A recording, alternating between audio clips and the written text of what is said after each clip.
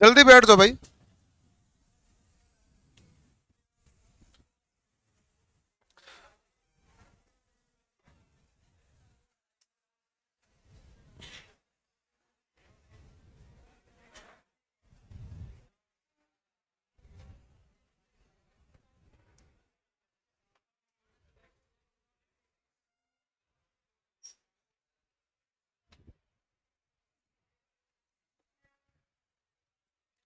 रुक जा तू थोड़ा, कहीं जाना है कि तो फिर क्यों बीच में गोचे करता है। रुक तेरे पास को।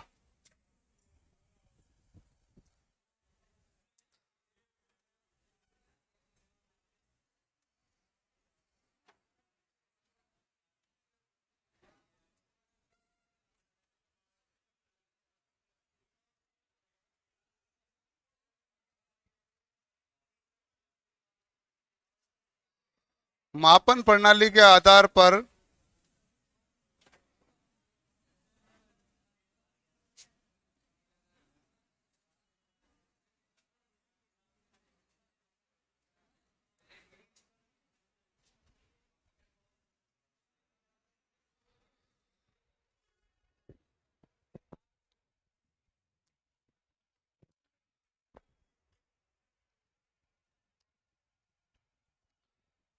मापन प्रणाली के आधार पर ट्रांसफॉर्मर का वर्गीकरण।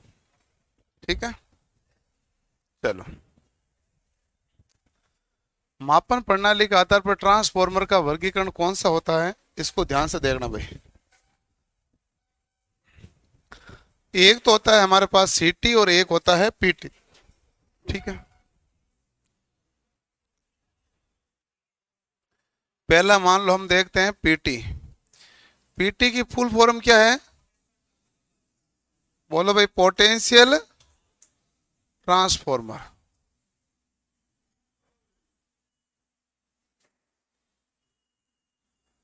पोटेंशियल ट्रांसफॉर्मर जो यानी विभव ट्रांसफॉर्मर कह दो। पोटेंशियल मतलब क्या होता है, विभव। तो विभव ट्रांसफॉर्मर है। विभव ट्रांसफॉर्मर क्या कार्य करता है, विभव को मापना। तो ये निम्न मान का विभव मापेगा, उच्च मान का। उच्च मान का, निम्न मान का तो हम वोल्ट मीटर द्वारा माप लेंगे ना। उच्च मान के विभव को मापना। अब आप समझो कि देखो मापोगे तो आप इस सीटी और पीटी काम में ले रहे हो। एक्चुअल में अल्टीमेटली आपके पास जो काम आएगा वो तो आपके पास कौन है, वोल्ट मीटर ही है।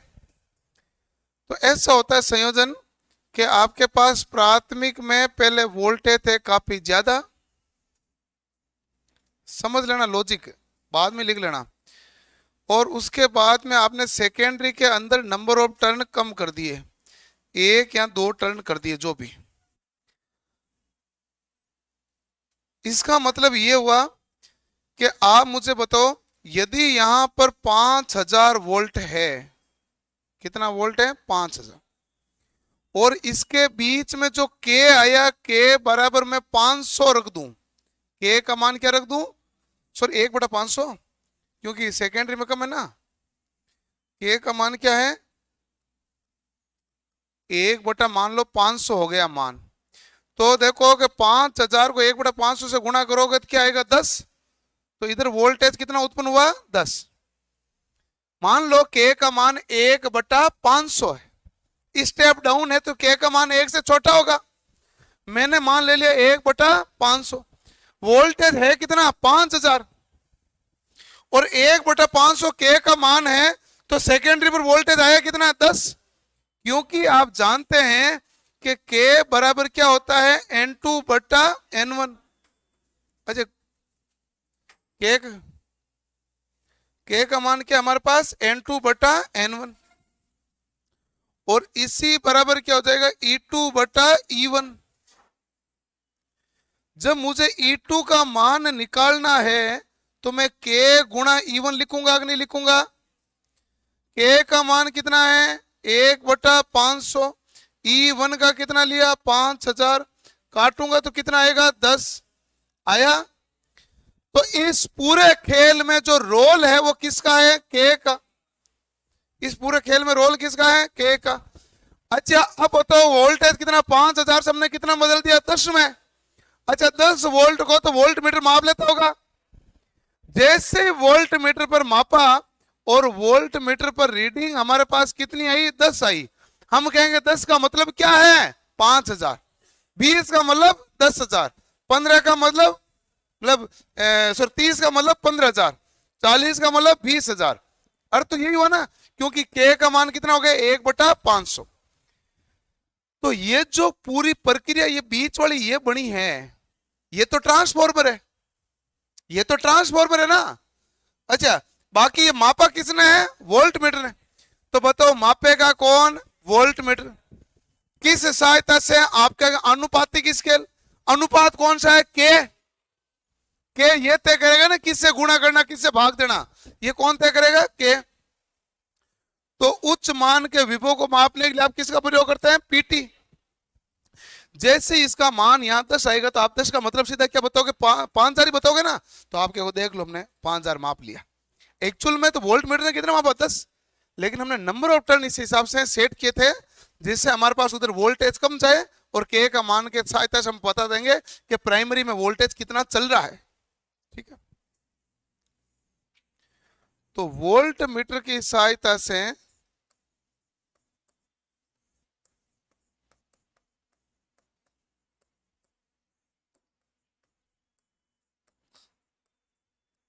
मापन, मापन किसकी सहायता से हो रहा है? वोल्ट मीटर की सहायता से मापन हो रहा है। अच्छा वोल्ट मीटर की सहायता से मापन हो रहा है तो वोल्ट मीटर में हमारे पास क्या लगेगी? आनुपातिक स्केल।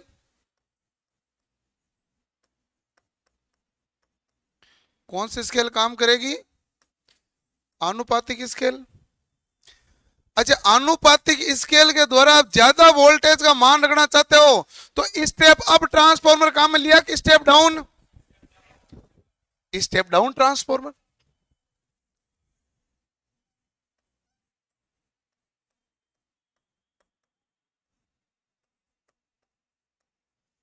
ये स्टेप डाउन प्रकार का ट्रांसफॉर्मर है।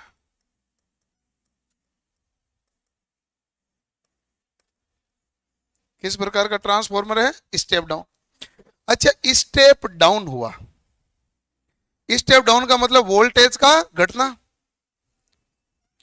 और वोल्टेज का मान घटेगा तो वोल्ट मीटर द्वारा क्या करोगे? माप लोगे। वोल्ट मीटर द्वारा क्या होगा? मापन। अच्छा वोल्टेज का मान घटना स्टेप डाउन है तो आप ये बताओ सेकेंडरी वाइंडिंग में चक्रों की संख्या कितनी है? कम है ज्यादा है? सेकेंड में चक्रों की संख्या क्या है? कम। कम कितनी है? 1 से 5। क्या होगी? 1 से 5। तो पीटी हमारे पास क्या है भाई? Potential transformer. कार्य क्या है? उच्च मान के विभव को मापना। किसकी सहायता से मापेगा? वोल्ट मीटर सहायता से। स्केल कैसी लगेगी? आनुपातिक। तो किस प्रकार का ट्रांसफॉर्मर? Step down. वोल्टेज घटाकर वोल्ट मीटर के द्वारा माप लेगा। ठीक है, तो वोल्टेज घटाना है तो सेकेंडरी वाइंडिंग में चक्रों की संख्या क्या रखनी है? कम। और सेकेंडरी वाइंडिंग में चक्रों की संख्या कम रखोगे जो 1 से 5 के बीच रखी जाती है, और इसमें सेकेंडरी वाइंडिंग खुली रहती है।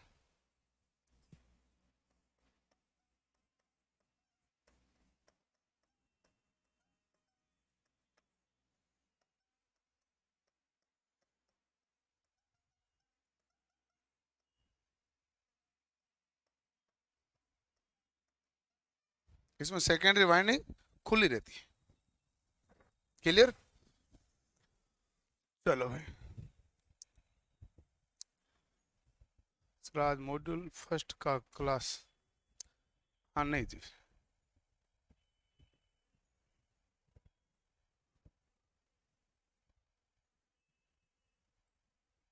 के का मान कैसे पता चलेगा?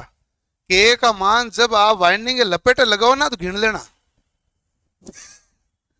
N2/N1 से भाई कोई भी ट्रांसफॉर्मर बनाओगे तो कोई कोई बनाएगा तो वो तो लपेटे तो फिक्स लगेगा ना, उससे ये तो कोई भी ट्रांसफॉर्मर बनेगा के का मान तो नियत ही रहेगा। के का मान तो निश्चित है। वो कहेगा साहब सेकेंडरी में 5 लपेटे हैं, प्राथमिक में है ना वो 500 है, तो आप कहोगे के का मान 1/100 हो गया कि नहीं हो गया, n2/n1। तो ऐसे होता है के का मान।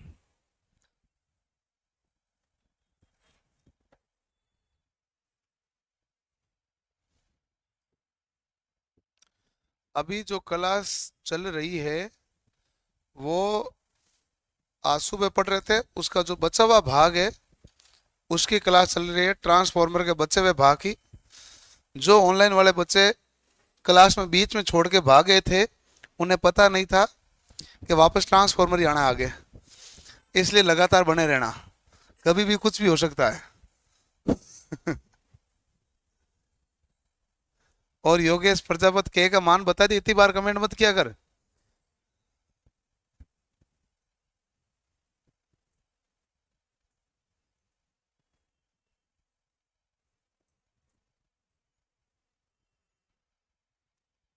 शांति धारण कर लें, ऑनलाइन वाले विद्यार्थी रजिस्टर खोल लें, पेन ले लें और लिखना शुरू कर दें। ट्रांसफॉर्मर ही है, क्लास जाते समय मैं बता के गया था, ठीक है। बाकी कोई चीजें हैं तो क्लास के जस्ट बाद चर्चा।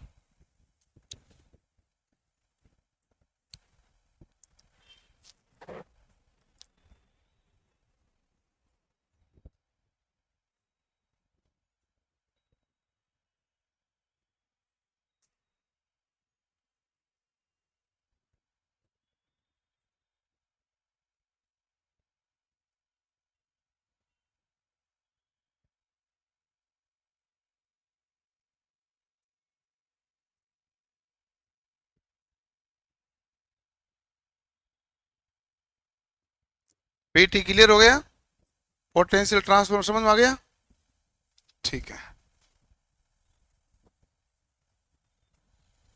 आपको नींद आ रही है तो आंखों में आंसू आ रहे हैं? हैं?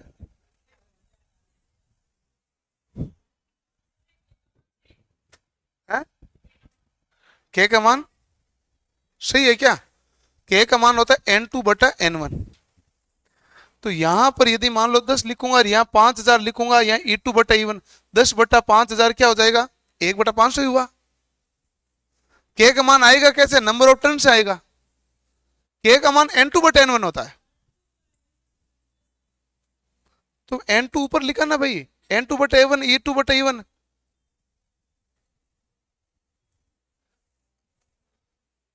आपके दिमाग में क्या है कि भारी ब्लंडर हो रहा है। वो क्या होता है कि एयर गैप आ गया है, चीज तो आपको समझ में आई हुई है, लेकिन एक एयर गैप आया हुआ है। देख, यदि मान लो मैं E2 लिखूंगा तो 2 का मतलब तो ये सेकंड है ना, कितना हुआ 10, और 1 का मतलब क्या होगा 5000। बताओ कितना होगा, 0 से 0 काटा तो केवल एयर गैप ही था, ठीक है भाई।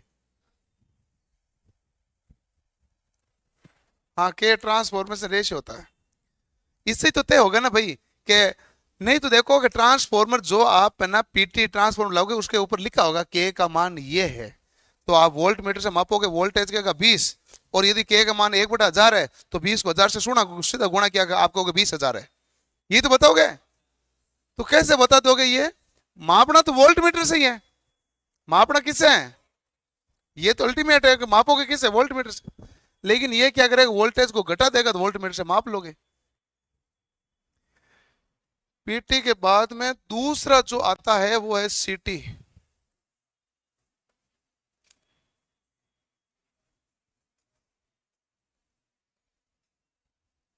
सीटी यानी कि करंट ट्रांसफॉर्मर।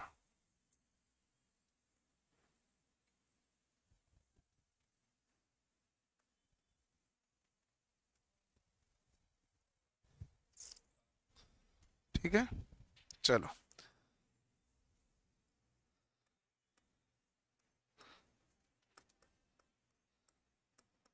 ये उच्च धारा का मापन करता है, क्या करेगा, उच्च धारा का मापन। मापन किसकी सहायता से करेगा, अमीटर की सहायता से।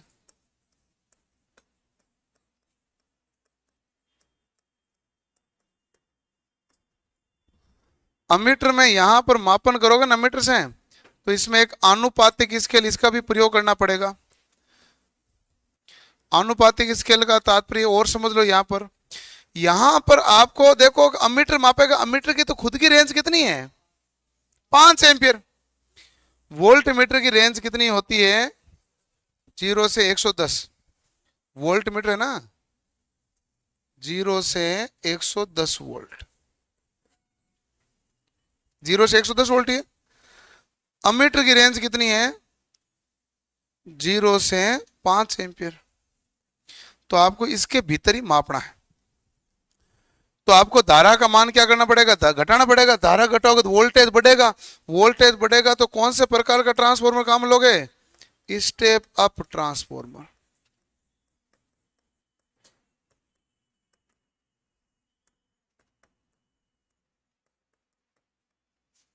स्टेप अप ट्रांसफॉर्मर का प्रयोग, ठीक है।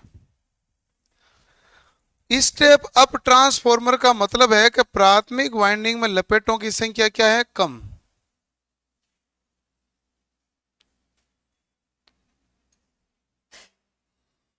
और सेकेंडरी वाइंडिंग में लपेटों की संख्या क्या है, ज्यादा।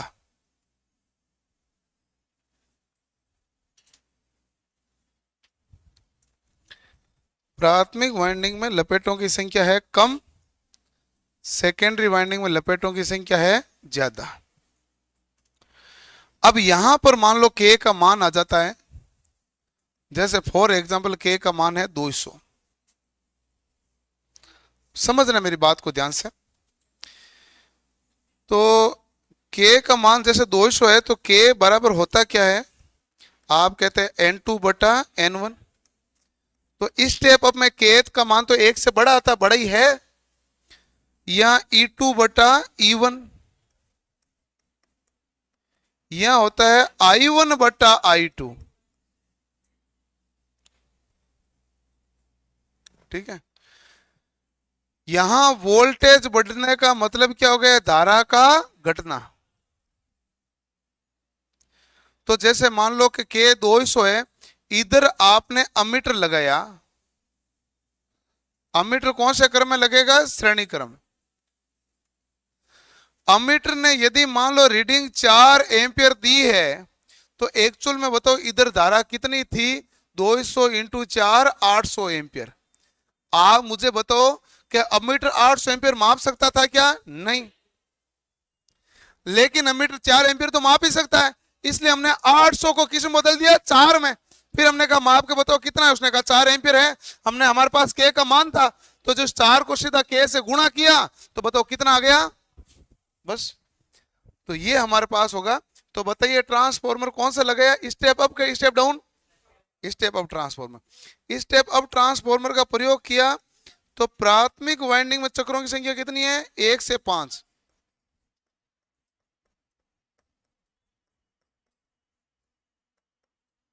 प्राथमिक वाइंडिंग में चक्कर क्या है भाई, तो आप कहेंगे प्राथमिक वाइंडिंग में चक्कर है 1 से 5।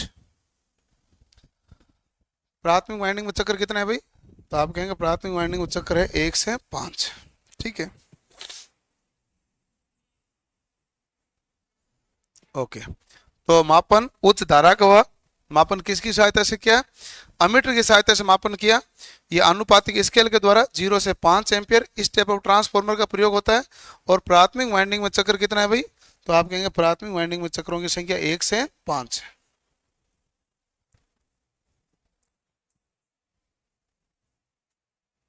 चलो भाई, ठीक बात है।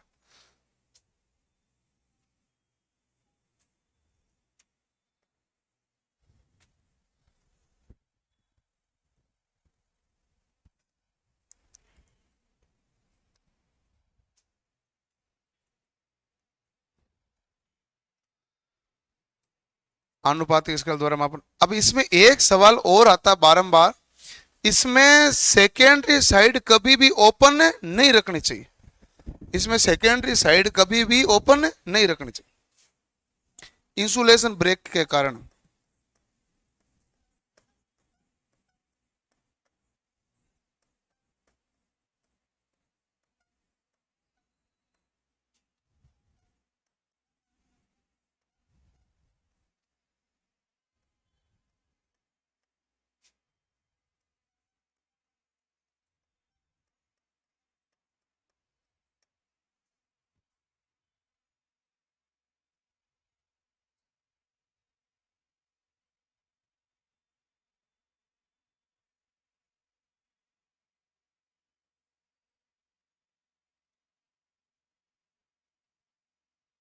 इंसुलेशन ब्रेक के कारण। करो नोट भाई।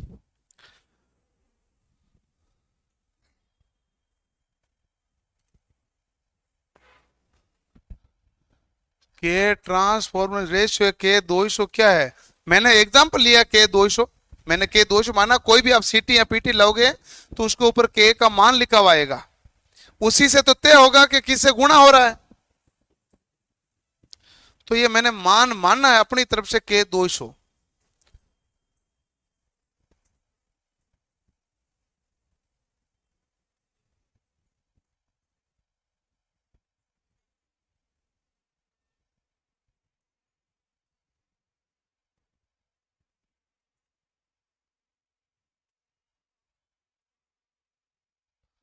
सीटी और पीटी के हिंदी में नाम, मैं मैं थर्ड फ्लोर पे हूं। ऐसी ऐसी हरकतें करोगे नीचे कूद जाऊंगा अब। ट्रांसफॉर्मर आपको पता है परिणाम मित्र है, और करंट के बारे में जानते होंगे। नहीं जानते हो तो दो तार लगाओ प्लग में, फिर उसके लगाओ हाथ। अब तो क्या वो परेशान करने वाला मामला हो गया ना। भाई सब कुछ तो लिखा हुआ है। अच्छा ऐसा कोई भी शब्द नहीं लिखा हुआ इंग्लिश में जिसकी हिंदी नहीं लिखी हुई है? अब मैं बार बार परिणाम मित्र बोलूंगा अच्छा थोड़ी लगता है। तो ट्रांसफॉर्मर तो बोलचाल में ट्रांसफॉर्मर है। आपके गांव में भी कोई परिणाम मित्र थोड़ी बोलते हैं, वो लगा परिणाम मित्र। तो फिर तो बोलचाल की भाषा में ट्रांसफॉर्मर बोलते हैं, लेकिन ट्रांसफॉर्मर को हिंदी में परिणाम मित्र कहते हैं। हेडिंग डालती वो डाल दिया गया। अब बात खत्म हो गई है। अरे इंग्लिश ही बोली जाते हैं वहां, आप कहते हो डीपी, डबल पोल।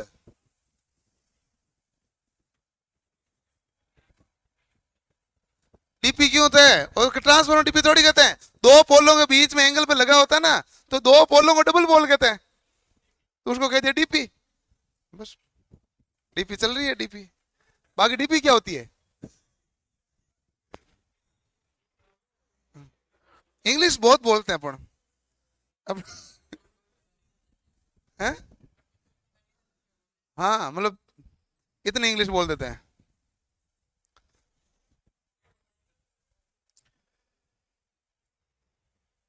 धारा और चलो लिख लिया होगा अब तो आपने।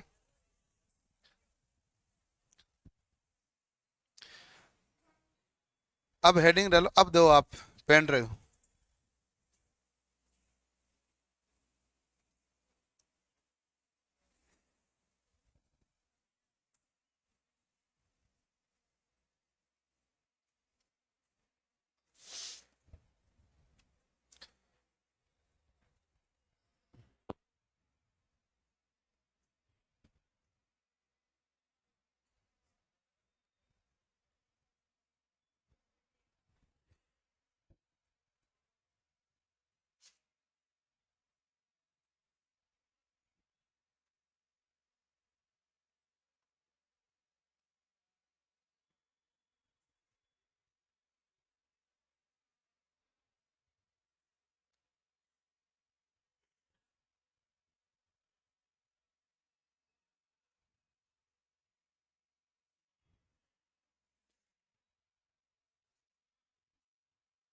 चलो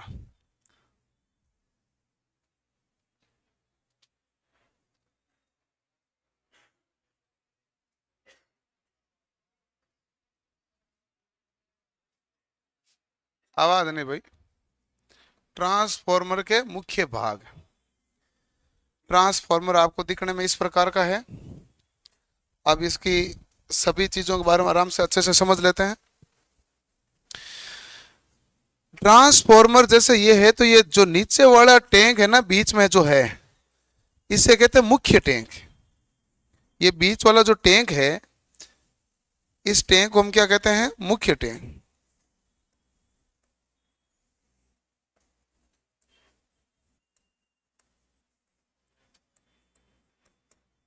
ठीक है।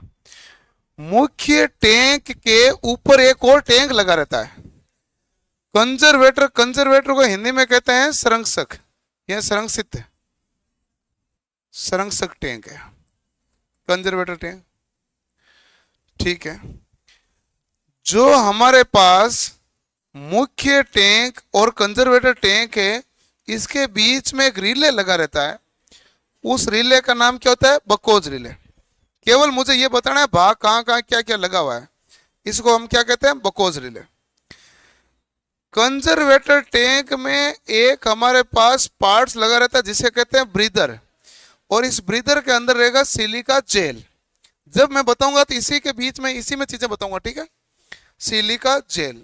ठीक है, जो हमारे पास ये टैंक होता है तो यहाँ पर दाब बहुत ज्यादा आ जाता है, तो दाब को रिलीज करने के लिए जो वेंट होता है उसे कहते हैं explosion went. Explosion went, explosion went यानी कि जो हमारे पास उच्च दाब होता है उस दाब के भाग को बाहर निकाल देता है। ठीक है, या इससे इसके यहाँ पर जो भाग होता है उसकी एक्सप्लोजन वेंट कहते हैं। प्रेशर रिलीज वाल्व, जो प्रेशर को क्या निकाल देता है? बाहर। ज्यादा प्रेशर के कारण टैंक फटे नहीं, इसलिए एक्सप्लोजन वेंट लगा होता है। ये जो ट्यूब होती है ना, ये कूलिंग ट्यूब होती है। ये अलग अलग प्रकार अलग अलग देखेंगे। जैसे आपको यहाँ पर ये जो ट्यूब नजर आ रही है, ये कौन सी होती है भाई? Cooling tube. अच्छा, कूलिंग ट्यूब इनको नाम क्यों दिया गया? ये इसलिए दिया गया, इस पाइप में तेल जाएगा, पाइप में तेल जाएगा तो पृष्ठीय क्षेत्रफल को टच करेगा। पृष्ठीय क्षेत्रफल वायु के संपर्क में है, बाहर तापमान कम है, तो ये उसको क्या करेगा? उष्मा प्रसारण करेगा। उष्मा प्रसारण करेगा तो तेल क्या हो जाएगा? ठंडा, क्योंकि उष्मा बाहर निकल रही है ना। इसलिए इस ट्यूब को कहते हैं कूलिंग ट्यूब। कूलिंग ट्यूब कुछ नहीं करती है, केवल पृष्ठीय क्षेत्रफल बढ़ाती है। आपने प्राकृतिक रूप से शीतलन देखा था, क्या होता है कि आकार बढ़ा दो, तो इन्होंने कहा भाई आकार तो नहीं बढ़ा देते हैं, अपन क्या करते हैं? चारों ओर ट्यूब लगा देते हैं। जो इस ट्यूब के अंदर जैसे तेल जाएगा तो इस ट्यूब के चारों ओर का भाग क्या होगा? गर्म होगा, वायु के संपर्क में आएगी तो उसमें बाहर निकल जाएगी और ये तेल क्या रह जाएगा? ठंडा। तो इसलिए ये ट्यूब क्या कहलाती है? Cooling tube. यहां पर एक ये कुछ लगा हुआ है, तापमापी। ये बताता है कि इस जो मुख्य टैंक में जो तेल भरा गया है उसका टेम्परेचर क्या है, उसका टेम्परेचर क्या। यहां पर भी कुछ लगा हुआ है, ऑयल गेज मापी। वो ये बताता है कि तेल की ताक है, तेल खत्म नहीं हो गया। यानी तेल जब भरना तो यहां थोड़ी भरना है, इसी में भरना है। तो तेल मापी तो कंजर्वेटर में लगाओगे ना, और मुख्य कार्य मुख्य टैंक करेगा तो ताप मापी यहां लगाओगे। कंजर्वेटर हमेशा आधा भरा होता है, जब कंजर्वेटर खाली हो जाएगा तो हम कंजर्वेटर को भर देंगे। मुख्य टैंक में तो हमेशा तेल बना रहना चाहिए ना, तो इस हिसाब से कंजर्वेटर टैंक को लगा जाता है। तो बताओ ऑयल गेज मापी कहां लगी हुई है? कंजर्वेटर टैंक में। और ये टेम्परेचर ताप मापी कहां लगी है? मुख्य टैंक में। और मुख्य वाइंडिंग किसमें होती है? मुख्य टैंक में। एक्सप्लोजन वेंट मुख्य टैंक के साथ लगा हुआ है, चलो ठीक है। और ये ब्रीदर किसके साथ लगा हुआ है? कंजर्वेटर। कंजर्वेटर और मुख्य टैंक के बीच में कौन सा रिले होता है? बकोज रिले। और ये चारों ओर ट्यूब कौन सी होती है? कूलिंग ट्यूब, ट्रांसफॉर्मर को ठंडा करने के लिए। यही भाग है। अब आती है एक दूसरा भाग जो आता है बुशिंग। टर्मिनल होते हैं, ट्रांसफॉर्मर में धारा आई और गई। तो जब ट्रांसफॉर्मर हमारे गांव में जो काम लेता है वो स्टेप डाउन है, तो जिधर से लाइन आ रही है वहां पर ये बड़े बड़े बुशिंग लगे हुए हैं। बड़े बड़े बुशिंग लगेंगे नहीं लगे? ठीक है, बड़े बड़े बुशिंग लगने का मतलब ये वोल्टेज क्या? High voltage.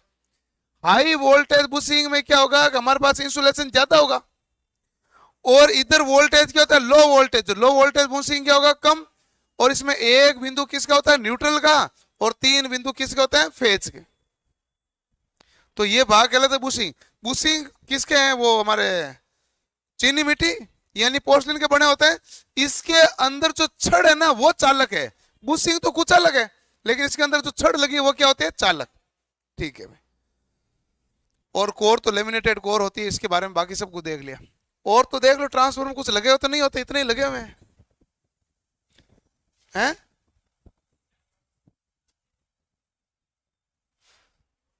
आप कुछ कह रहे हैं लेकिन मुझे सुनाई नहीं दिया। पार्टिकल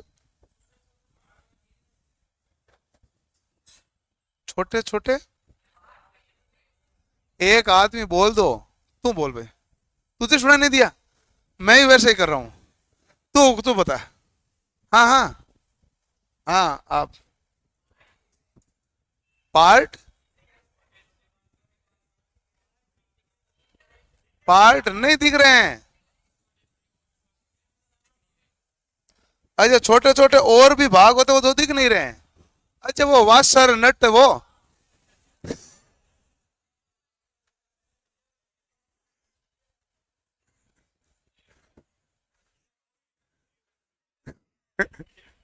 नहीं जैसे मान लो फॉर एग्जाम्पल कौन सा भाग, अरे मैं एग्जाम्पल साथ, अरे ठीक है वो तो बीच में से हंसा देते हैं। आप बताओ फॉर एग्जाम्पल कौन सा भाग जैसा दिख नहीं रहा, कहाँ होता है ऐसा, आपने सुना तो होगा ही कोई, तभी तो आपको पता चला छोटे छोटे भाग दिख नहीं रहे, कौन सा भाग।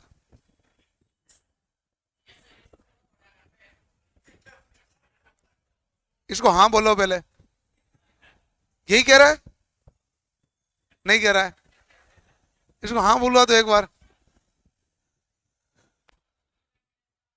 हैं, दिख रहा है ना भाई, छोटे छोटे भाग भी दिख रहे हैं।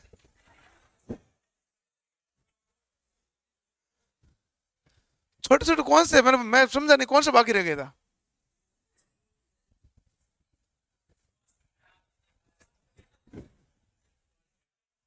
हैं, अच्छा तेल नहीं दिख रहा। देखो मुख्यतः भाग तो यही लगे होते हैं ट्रांसफॉर्मर के। तो इन भागों के बारे में एक एक करके हम अध्ययन करते हैं। ये बताने से क्या होगा, थोड़ा सा इमेज से आपको ध्यान रह जाएगा कि कौन सा भाग कहाँ लगे होते हैं और किस प्रकार के होते हैं। ठीक है ना, चलो करें शुरू इसको। क्या हुआ, हेडिंग डालो।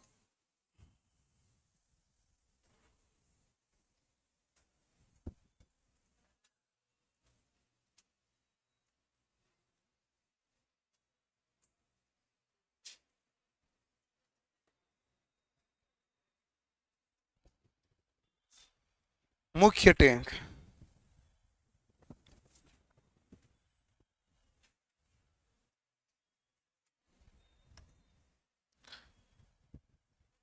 मुख्य टैंक क्या होगी, इसमें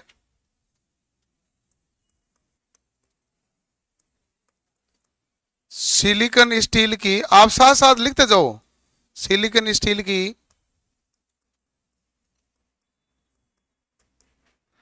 लेमिनेटेड कोर के ऊपर, इसमें सिलिकॉन स्टील की लेमिनेटेड कोर के ऊपर वाइंडिंग लपेटी जाती है।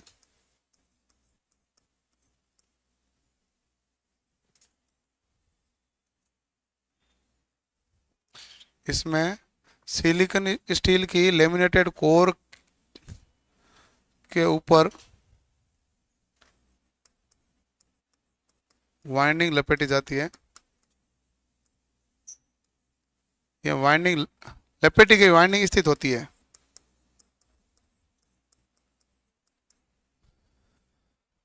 लपेटी गई वाइंडिंग स्थित होती है।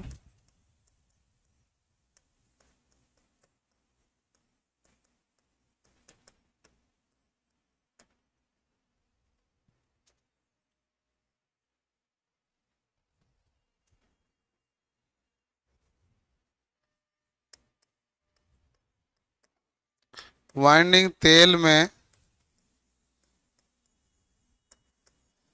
पूरी डूबी होती है।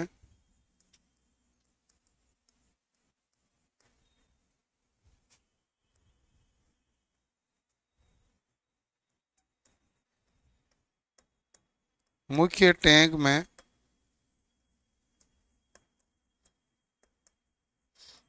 तापमापी लगी होती है। क्या होता है भाई, तापमापी लगी होती है।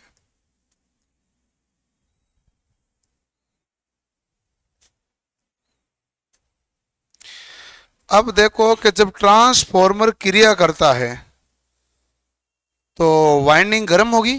ये इतना सारा लिखने का कारण इतना ही है कि आपको सब चीजें दिखे।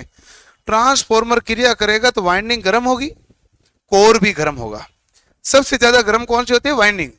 फिर कौन सा गर्म होता है, कोर। वाइंडिंग गर्म होगी, कोर गर्म होगा। कोर गर्म होने से तेल गर्म होगा। तेल गर्म होगा तो तेल का आयतन बढ़ेगा। तेल का आयतन बढ़ने से मतलब है तेल जो आगे जितनी जगह खाली थी नहीं वहां पर तेल का क्या हो रहा है, फैलाव।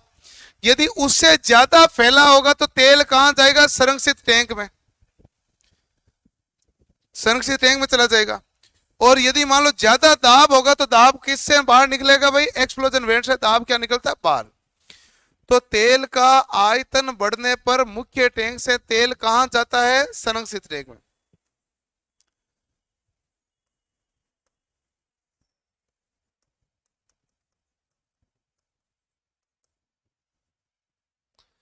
ट्रांसफॉर्मर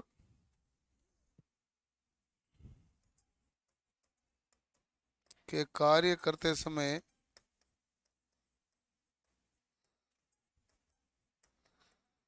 तेल का आयतन बढ़ने पर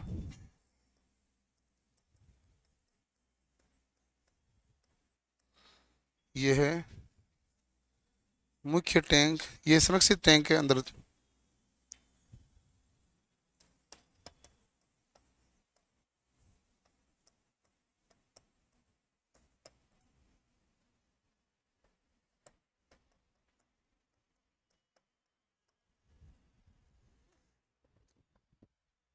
लिख लो। ये सब जो चीजें लिख रहे हैं बेसिक चीजें लिख रहे हैं।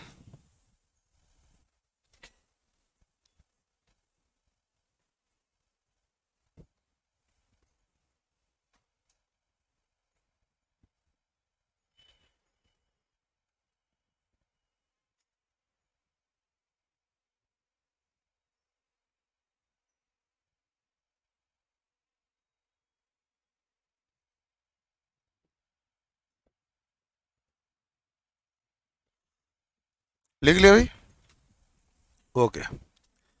एक सवाल आता है कि कोर किसकी बनी होती है, सिलिकॉन स्टील की। लेकिन यदि मान लो ऑप्शन में एक नाम दे दिया ये CrGO तो आंसर यही है। यदि ये ऑप्शन में नहीं दिया तो फिर क्या आएगा, कोल्ड रोल्ड ग्रेन ओरिएंटेड, मतलब ये सिलिकॉन स्टील आएगा। CrGO क्या होता है, कोल्ड रोल्ड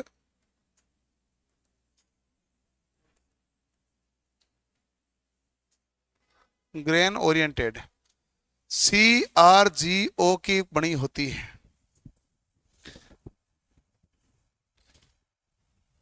ये ऑप्शन नहीं आता सिलिकॉन स्टील की। वाइंडिंग है तेल से पूरी डूबी रहती है, मुख्य टैंक में तापमापी लगी होती है।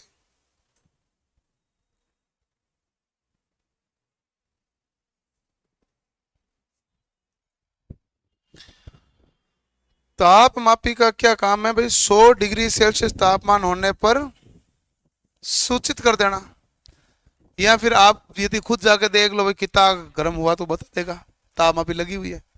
और 100 डिग्री सेल्सियस फिर क्या करेगा, सूचित कर देगा। हो गया, आगे चले। मुख्य टैंक के बाद में दूसरा है संरक्षित टैंक।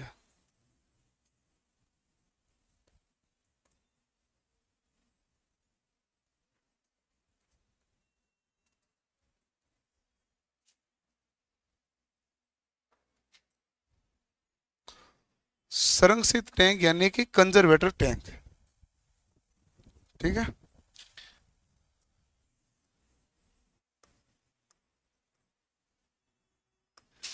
ये आधा भरा होता है।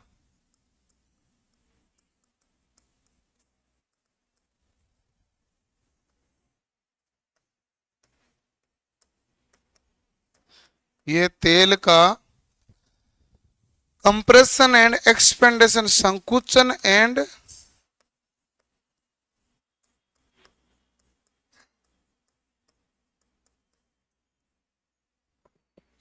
फैलाव के लिए उपयोगी है। यदि तेल में फैलाव हो रहा है, मुख्य टैंक में दिए कह रहा है इधर आ जाओ, ज्यादा हो गए हो, मुख्य टैंक में कम पड़ रहा तो ये खुद दे देगा कि इधर ले जाओ अपने पास पड़ा है, तो आधा ही भरा होता है। कि दोनों कंडीशन पूरी है, तुम्हारे पास ज्यादा है तो आधे अपना और खाली बड़ा भर दो, तुम्हारे पास खत्म है तो अपने पास आधा बड़ा ले लो, तो इसलिए आधे भरा हुआ रहता है, ये ध्यान रखना, ठीक है।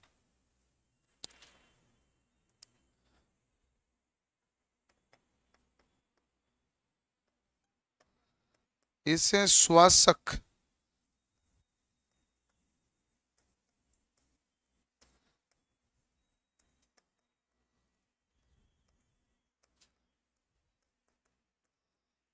श्वासक यानी क्या जुड़ा हुआ है, ब्रीदर।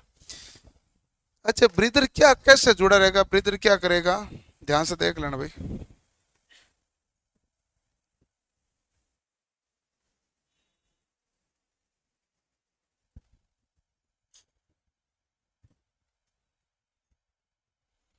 पधार गए। ओ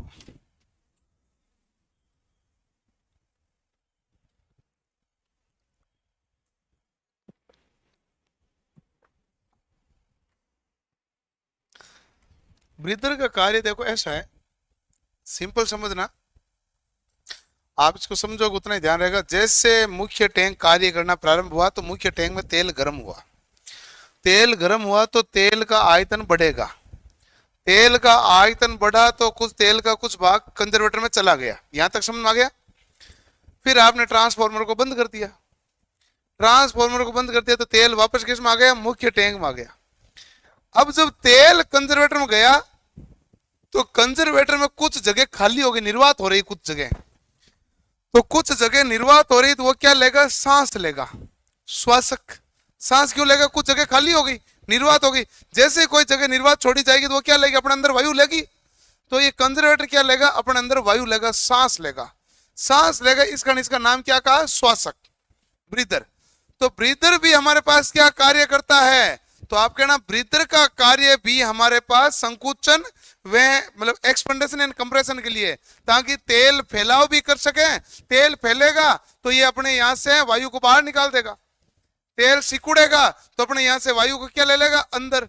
लेकिन उस तेल को रहने के लिए जगह कौन देगा, कंजर्वेटर टैंक। और स्थान प्रदान करने के लिए वायु का कम ज्यादा करना कौन है, श्वासक। तो वापस जब सांस लेगा तो ये श्वासक क्या, श्वासक का कार्य क्या होता है, सांस लेना।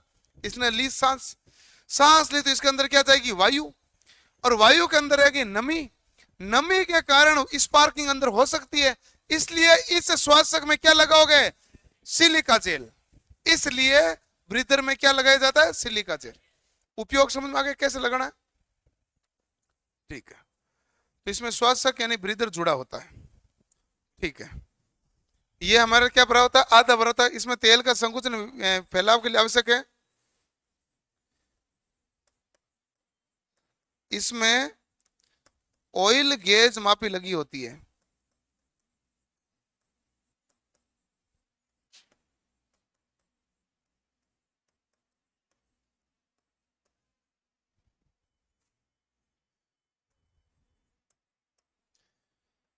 मुख्य टैंक के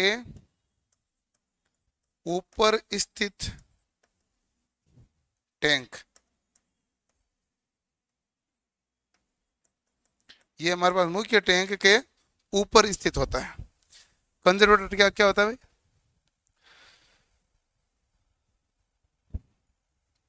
मुख्य टैंक के ऊपर स्थित होता है।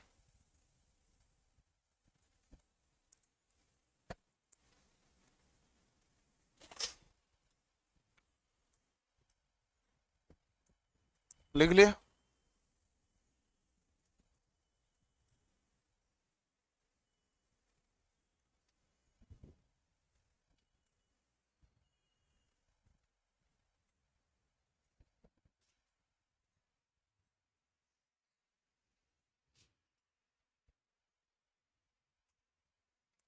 ये परीक्षा में सवाल आता है क्या, ऑयल को निकालते कैसे, भरते कैसे हैं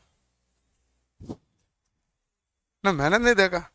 ऐसे तो एक है ना, एक बच्चे ने बताया था, साहित्यक आलोक सर की क्लास थी जेई की, उसने कहा कि सर क्या ये ट्रांसफॉर्मर के तेल को चोट लगने के जगह पर लगाने पर चोट ठीक हो जाती है, ये आपने लिखा है नहीं।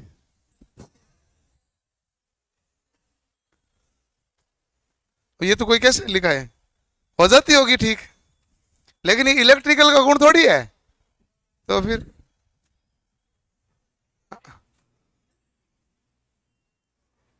अब इसका एक्सपेरिमेंट तो कैसे करें?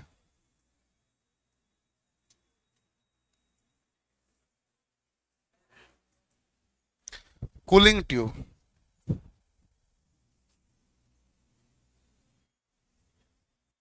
बताओ भाई, कूलिंग ट्यूब का कार्य बताओ।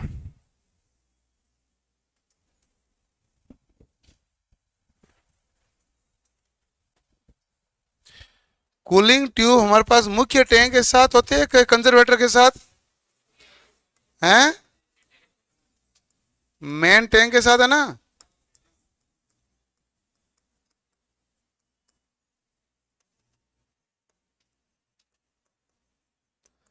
अधिक पृष्ठीय क्षेत्रफल की सहायता से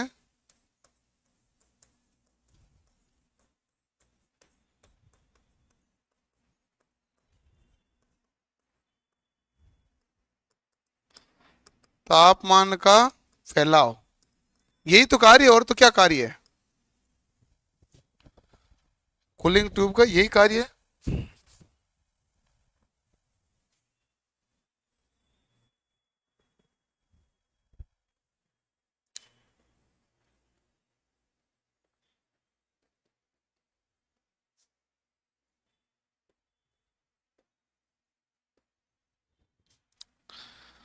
एक्सप्लोजन वेंट या प्रेशर रिलीज वाल्व है।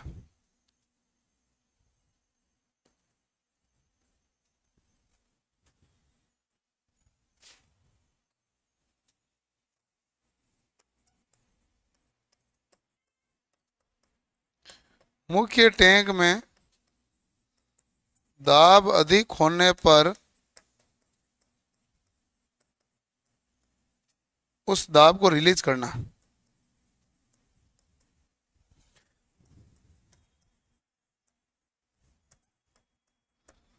और दाब ज्यादा हो गया तो दाब के साथ तेल का कुछ अंश भी बाहर निकल सकता है, निकलता भी है, ठीक है ना। दाब ज्यादा होने पर डायफ्राम टूट सकता है।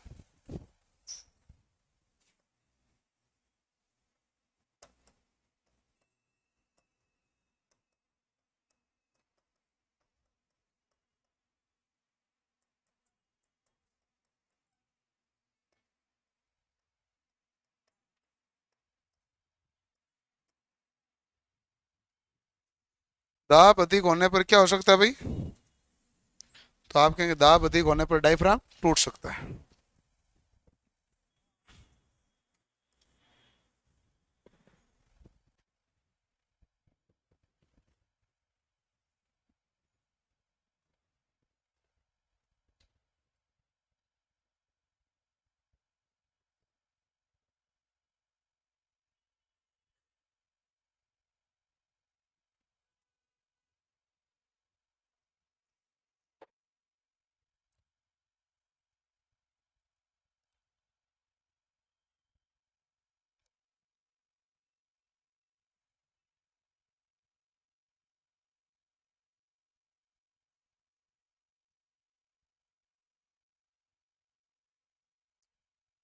मेन टैंक का कंजर्वेटर से लेना देना नहीं है। कंजर्वेटर लेना देना खुद का क्षमता का, खुद की क्षमता का आधा भरा होता है। मेन टैंक का तो एक तीन के भाग के आसपास तो ये खुद बना होता है, छोटा सा बना होता है भाई, बहुत ज्यादा बड़ा नहीं होता कंजर्वेटर टैंक। मुख्य टैंक से तो और छोटा होता है, काफी ज्यादा छोटा होता है। इमरजेंसी सर्विस अवेलेबल करवाता है वो केवल, ठीक है। एक्सप्लोजन वेंट या प्रेशर रिलीज वाल्व के बारे में समझ गए हो?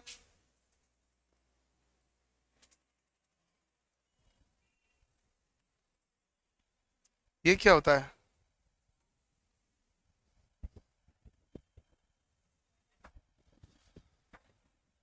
हैं? डायफ्राम, डायफ्राम टूटने के बाद डायफ्राम बदलना पड़ता है। कुकर में खाना बनाते हैं ना, दाल, तो पूरा नहीं भरते हैं, थोड़ा सा जगह खाली रखी जाती है, क्योंकि जैसे जैसे खाना पकेगा आयतन बढ़ेगा, आयतन बढ़ेगा तो उसको फैलाव के लिए जगह चाहिए। और सीटी कब बचेगी? जब दाब बहुत ज्यादा हो जाएगा, तो दाब ज्यादा हो जाएगा तो दाब रिलीज होगा, तो प्रेशर रिलीज वाल्व ही तो है वो। तो प्रेशर रिलीज होगा, प्रेशर रिलीज हो जाएगा फिर वापस पकड़ना स्टार्ट कर देगा। यही तो मामला है उसका। ठीक है। जो गीजर होता है ना, गीजर, उसमें पानी पूरा नहीं भरा होता है, उसमें भी कुछ अंश खाली होता है, क्योंकि पानी बॉईल करेगा, गर्म होगा तो उसका आयतन बढ़ेगा, आयतन बढ़ रहा है तो फैलने के लिए उसके क्या चाहिए, जगह। यदि ऐसा नहीं होता है तो ब्लास्ट हो सकता है। जब कुकर ब्लास्ट होता है ना तो भी बहुत ज्यादा नुकसान करता है? इसलिए हो गया भाई।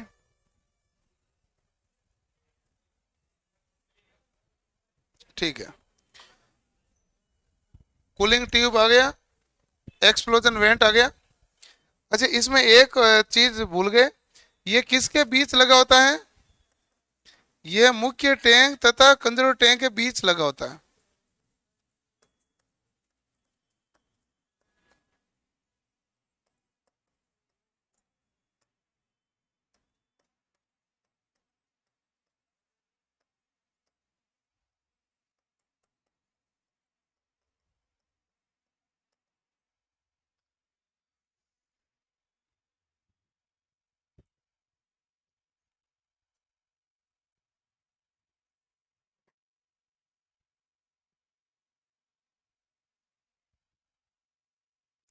अगले कितने लिख दिए भाई?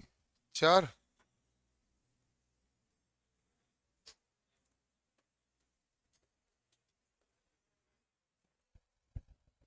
क्या हुआ?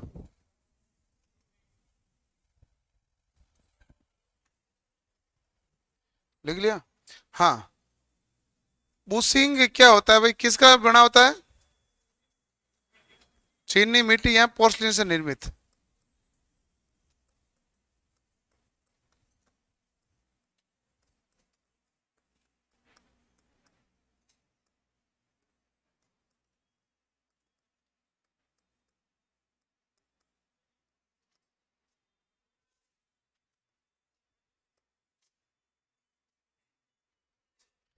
ये हमारे पास किसका बना होता है भाई?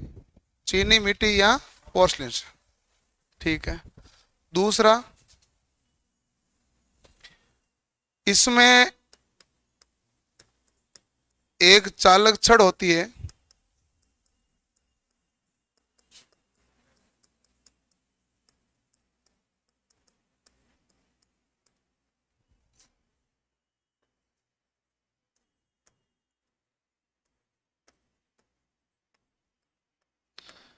इनपुट व आउटपुट टर्मिनल पर लगाए जाते हैं।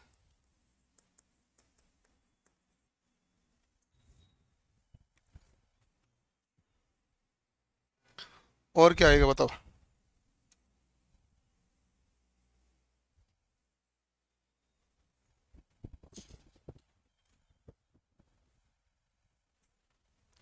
अगला ब्रीदर लिख दो।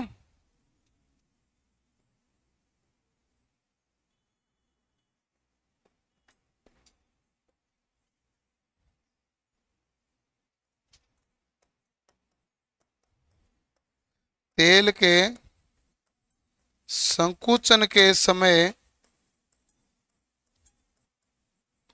वायु को, तेल के संकुचन के समय वायु को, ये अपने भीतर लेता है ना भाई, तो तेल के संकुचन के समय वायु को खींचना।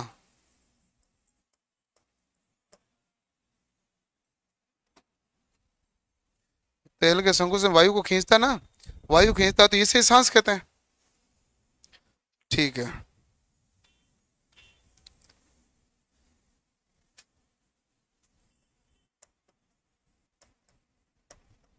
वायु में नमी को रोकने के लिए सिलिका जेल का प्रयोग होता है।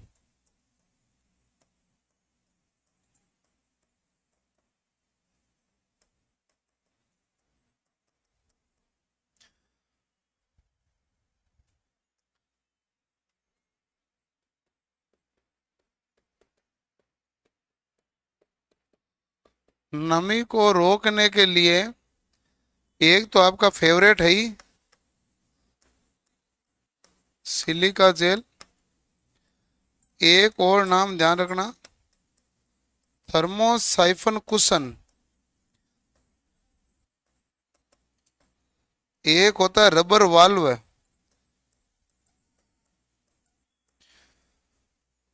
थर्मोसाइफन कुशन, इसको जब कसते हैं ना तो उसमें रबर वाल्व भी लगाते हैं, थर्मोसाइफन कुशन का प्रयोग करते हैं। यानी टैंक में किसी भी प्रकार से नमी नहीं जाए। आप ब्रीदर के तरफ से तो रोक रहे हैं, लेकिन जिधर आपने नट बोल्ट लगाए उधर से कोई वायु चली गई तो इसलिए उसको भी हमें क्या करना पड़ता है, रोकना पड़ता है।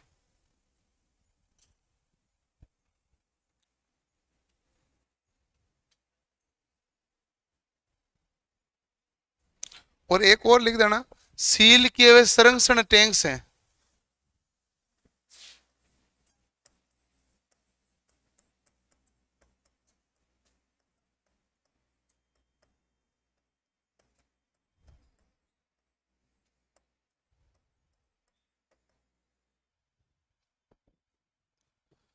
सील किया हुआ संरक्षण टैंक।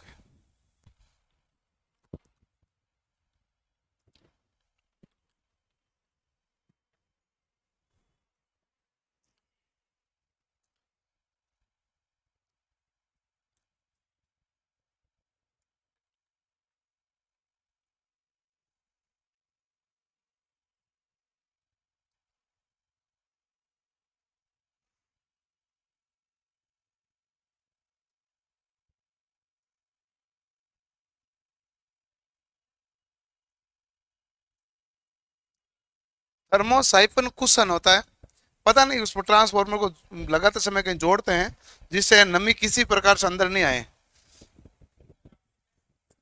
हैं?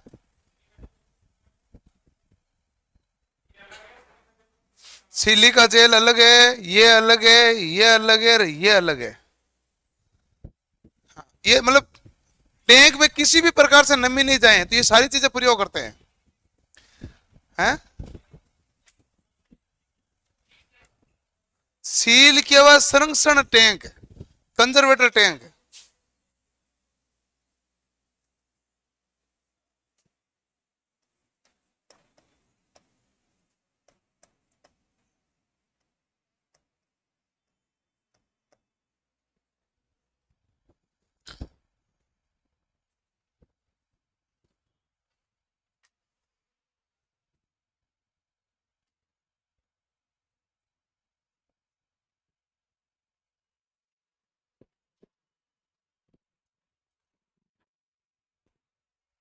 हो गया? ठीक है। अब देखो कि बात आती है सिलिका जेल की।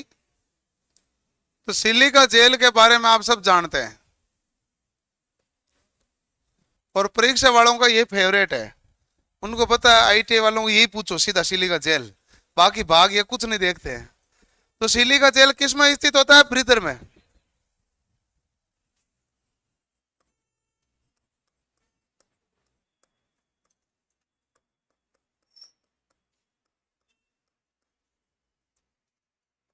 कार्य क्या हो गया? नमी को सोखना।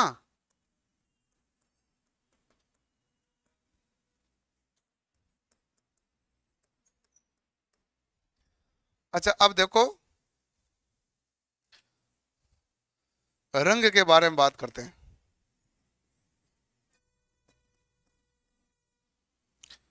जब सिलिका जेल फ्रेश है तो उसका रंग कैसा होता है? नीला।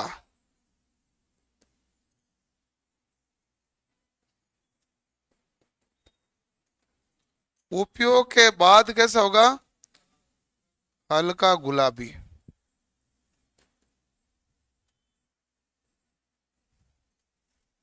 फ्रेश का मतलब उपयोग से पहले। फ्रेश का मतलब उपयोग से पहले। उपयोग से पहले किस कलर का होता है? नीला। उपयोग के बाद क्या हो जाता है? हल्का गुलाबी। कार्य नमी को सोखना। पुनः उपयोगी बनाना है उसको तो बना सकते हैं क्या?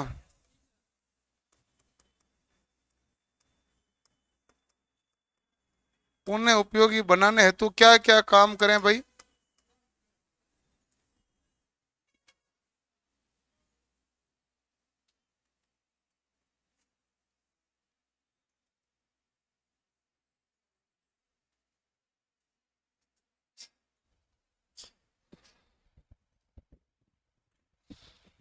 उन्हें उपयोगी बनाना है तो क्या काम करना पड़ेगा बताओ।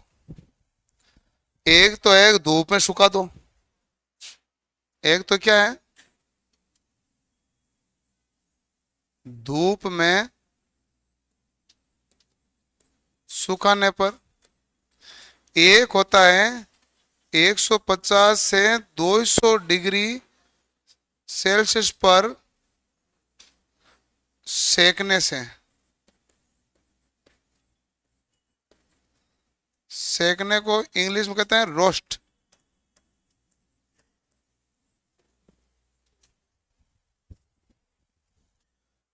एक होता तलना और एक होता सेकना। तलने के लिए तेल चाहिए होता है, सेकने के लिए गर्म आंच चाहिए होती है, यही मतलब है ना। तो ये रोस्ट होता है उसका, और तलने का होता है फ्राई। तो ये 150 से 200 डिग्री सेल्सियस पर इसको सेकते हैं। इतना तापमान देख के इसको सेक लिया जाता है, तो इसकी नमी क्या हो जाएगी, गायब हो जाएगी। नमी गायब हो जाएगी, वापस कैसा हो जाएगा, नीला रंग का। उपयोग के बाद क्या हो जाएगा, हल्का गुलाबी।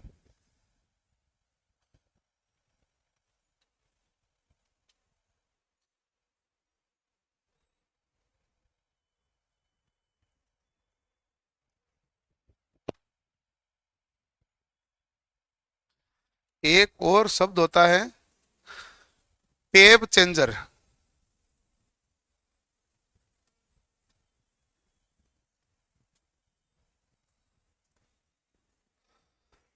टेप चेंजर में सवाल एक ही पूछा जाता है, किधर लगाया जाता है। आप कहना सेकेंडरी साइड की तरफ, यहाँ हाई वोल्टेज की तरफ।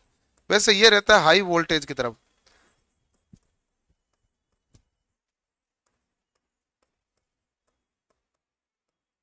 हाई वोल्टेज की तरफ। ये किस साइड में लगा होता है, हाई वोल्ट। ट्रांसफॉर्मर है, ट्रांसफॉर्मर की एक साइड होती है लो वोल्टेज, दूसरी होती है हाई वोल्टेज। तो ये टेप चेंजर कहाँ लगा होता है, हाई वोल्टेज तरफ। ये वोल्टेज को कम तथा ज्यादा करेगा। टेप चेंजर का काम है चेंज करना पॉइंट पर। जैसे रेगुलेटर में भी तो टेप चेंजर ही होता है, तो प्रतिरोध को चेंज करता है। इस प्रकार ये कुंडली में चेंज करता है कि कितनी कुंडली काम में लेनी है। Tape changer high voltage. ये ऑन लोड और ऑफ लोड दोनों काम किया जाता है। यदि लोड को बंद करके फिर टेप चेंजिंग की जाए तो स्पार्किंग नहीं होगी। ऑन लोड यदि आप टेप चेंजिंग की क्रिया करते हैं तो स्पार्किंग होने के चांसेस है। ठीक है, ओके। एक आपके बहुत ही महत्वपूर्ण भाग बचा है, वो क्या है, रिले विले है ना कुछ, कौन सा है, बस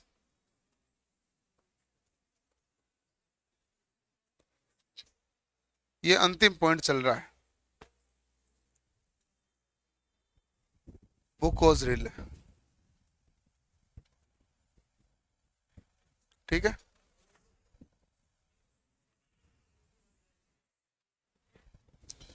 बुकोज रिले जो होता है ये हमारे पास गैस दाबित रिले है, उच्च दाब के कारण कार्य करता है। किस कारण कार्य कर रहा है, उस दाब के कारण। तो इसलिए इसको क्या कहते हैं, गैस दाबित रिले। इसका सबसे ज्यादा सवाल यह है, बताओ ट्रांसफॉर्मर में कौन सा रिले काम में लिया जाता है, बुकोज रिले।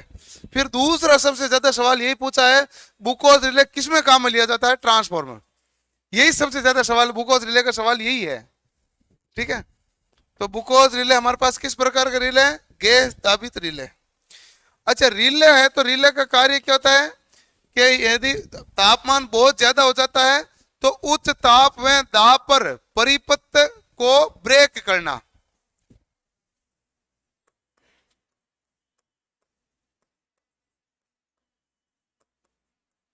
उच्च ताप में दाब पर परिपथ को ब्रेक करना। अब इसको परिपथ को ब्रेक करते ठीक है, बुकोज रिले में इसमें दो मरकरी पॉइंट होते हैं। इसमें दो mercury contact contact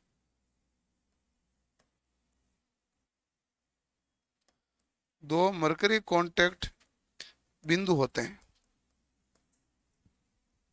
mercury contact बिंदु होते हैं ना, ये जो है वो तेल में फ्लोटिंग करते हैं, तेल में फ्लोटिंग, फ्लोटिंग मतलब तैरना। बताओ इसमें फ्लोटिंग बिंदु कितने होते हैं? दो। किसके बने होते हैं? मरकरी के कांटेक्ट होते हैं। कांटेक्ट किसके होते हैं? मरकरी के। जब दाब ज्यादा हो जाता है तो दोनों मिल जाते हैं, दाब ज्यादा होने पर दोनों मिल जाएंगे, और दोनों मिलने के कारण ये क्या हो जाएगा? सर्किट को ब्रेक कर देगा। तो ये बकवास रिले से काम करेगा। दाब ज्यादा होगा तो दोनों मिल जाएंगे, दोनों मिलेंगे तो परिपथ को क्या कर देगा? ब्रेक कर देगा।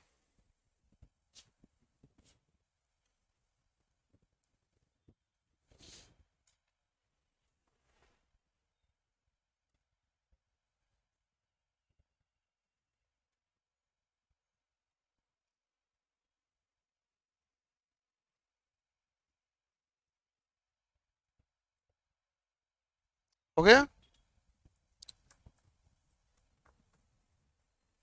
अरे तेल के अंदर दो कांटेक्ट पॉइंट होते हैं, वो तैरते हैं।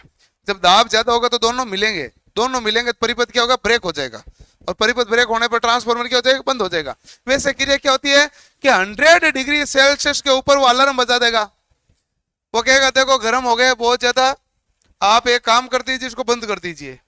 काफी देर तक अलार्म बजाएगा, आप बंद नहीं करेंगे, तापमान और ज्यादा बढ़ जाएगा। तो फिर ये क्या होगा कि कांटेक्ट पॉइंट दोनों मिल जाएंगे, भाई ज्यादा दाब के कारण मिलेंगे, मिल जाएंगे तो फिर क्या होगा? परिपथ ब्रेक हो जाएगा। तो ये है इसका कारण। तो रिले सबसे आवश्यक होता है, बिना रिले इसके सुरक्षा के लिए जो काम लिया था तो रिले ही है जो ट्रांसफॉर्मर सुरक्षा के लिए काम लिया जाता है। चलो लिख लिया भाई। अब देखो, अब क्या बाकी है? हैं? Auto transformer. ऑटो ट्रांसफॉर्मर से पहले पढ़ते हैं voltage regulation.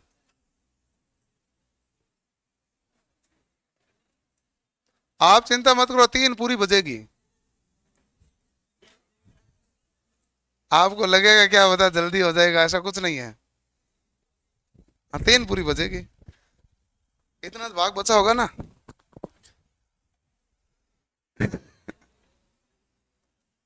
Voltage regulation, voltage regulation formula ध्यान रखना, बहुत बार पूछा जाता है।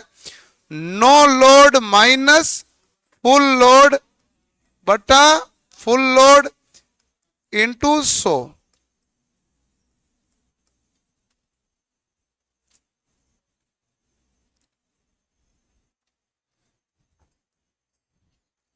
वी एन एल क्या होता है भाई? No load voltage.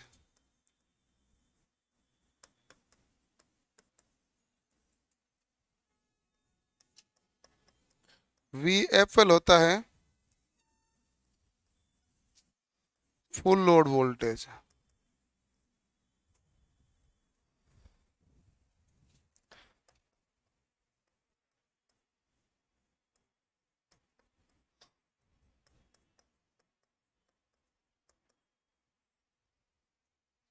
अच्छे ट्रांसफॉर्मर में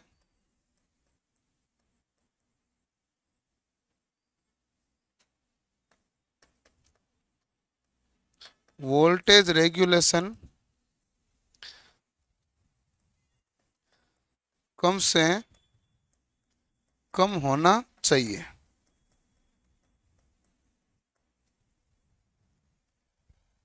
ठीक है?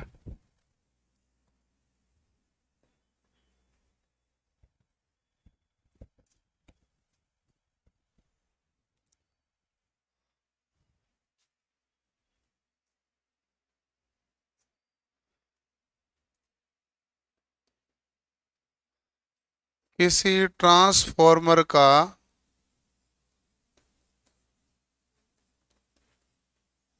पूर्ण लोड पर वोल्टेज 600 है, पूर्ण लोड पर 600 वोल्ट है, तथा जैसे ही लोड हटाया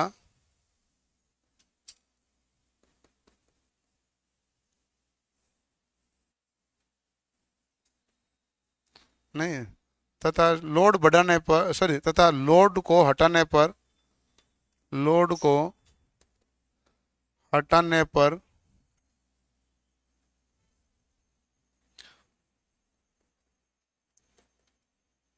वोल्टेज बढ़कर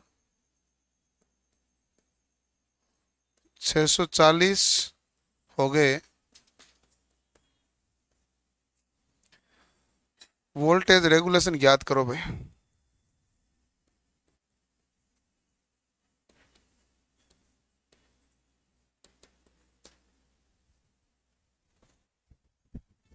आसान सवाल है, आप खुद कर सकते हैं। वोल्टेज रेगुलेशन का मान आपको ज्ञात करना है।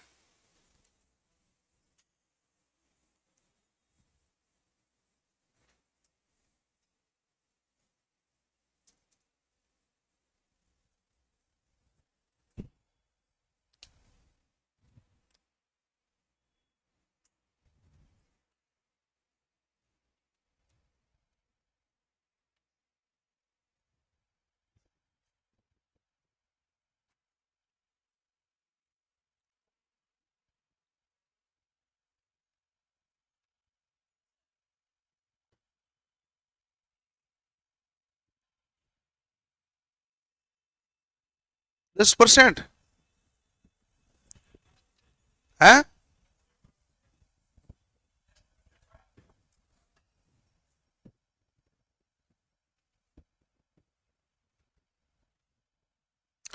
6 से 2/3%,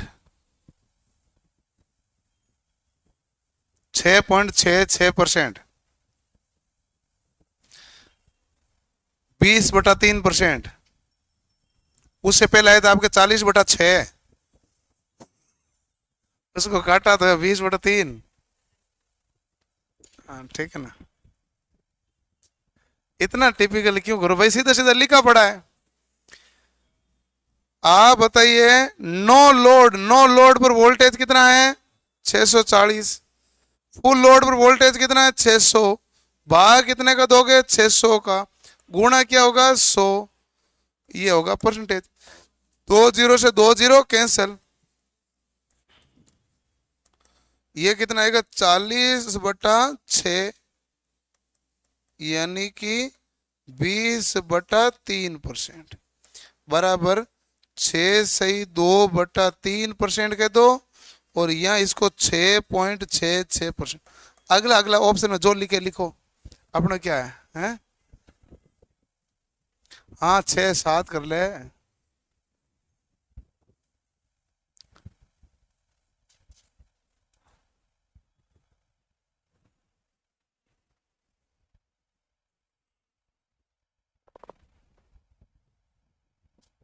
हो गया। ये तो सवाल सबसे हुआ ही होगा, इसमें तो कोई दिक्कत है भी नहीं कि नहीं हुआ। हो गया।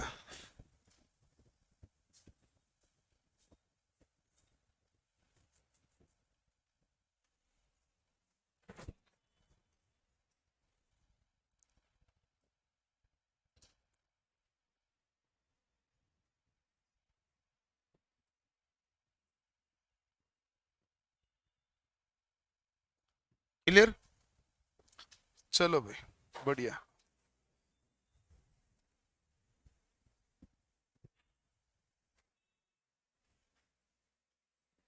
ओके।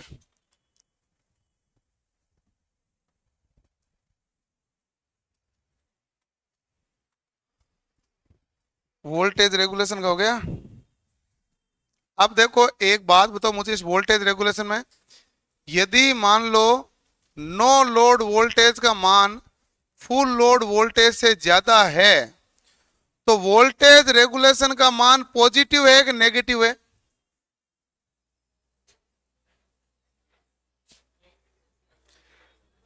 अरे नो लोड का मान फुल लोड से ज्यादा, अभी सवाल यही तो किया हमने। नो लोड का मान कितना है? 640। फुल लोड का मान कितना है? 600। तो नो लोड का मान फुल लोड से ज्यादा है, तो बताओ वैल्यू क्या आएगी? पॉजिटिव। अरे वैसे भी फॉर्मूला क्या है? VNL माइनस बटा अब यदि मान लो ये बड़ा है ये छोटा है, बड़ा में से छोटा जाएगा तो प्लस में रहेगा ना, तो आएगा पॉजिटिव, धनात्मक आएगा। और वी आर धनात्मक होगा तो यहां पर शक्ति गुणांक जो बनेगा वो लेगिंग है। शक्ति गुणांक कैसे नेचर का आएगा? लेगिंग।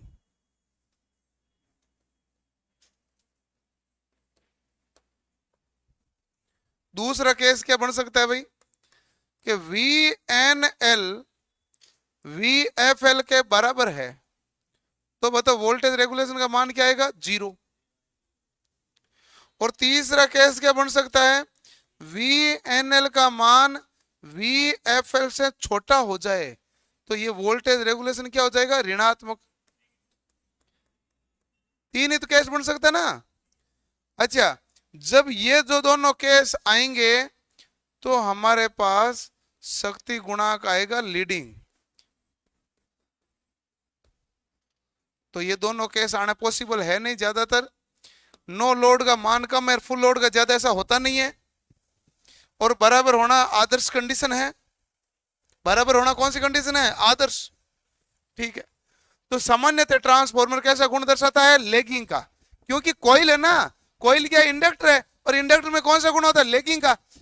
कैपेसिटर में कौन सा गुण होता है? लीडिंग का। तो ये कैपेसिटिव की तरह जनरली काम नहीं करता है।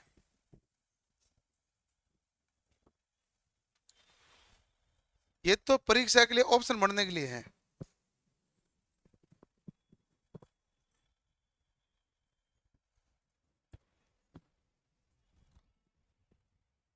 ओके, अब क्या बाकी बचा है?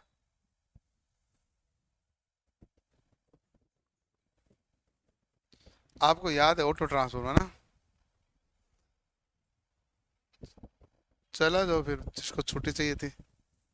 हैं? हैं? ऑटो ट्रांसफॉर्मर यहाँ याद है, याद है आपको, ऑटो ट्रांसफॉर्मर याद है। और मैं ऑटो ट्रांसफॉर्मर ही नहीं करा रहा। अब हम करेंगे क्लैंप ऑन मीटर, यानी जिसे कहते हैं टोंग टेस्टर, ताकि आपको साइड की थोड़ी थोड़ी चीजें। ऑटो ट्रांसफॉर्मर तो सबको याद है कि वो तो बाकी है ही। तब तक जो छोटी छोटी चीजें मैं करवा देता हूं।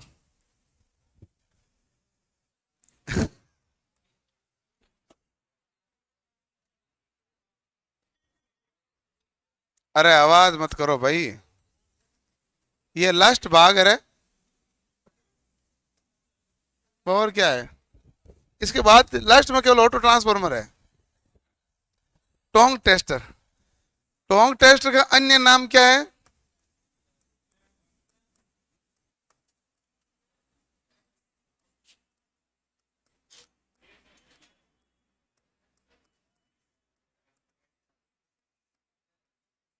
Clamp on meter. ठीक है, ओके। टोंग टेस्टर का अन्य नाम है क्लैंप ऑन मीटर। ये कार्य क्या करता है? चलती लाइन में धारा का मापन करता है। यही कार्य ना? चलती लाइन में धारा का मापन। अरे तार को अलग से निकाल के नहीं करना है। ये जैसे कोई लाइन लगी हुई है, इसमें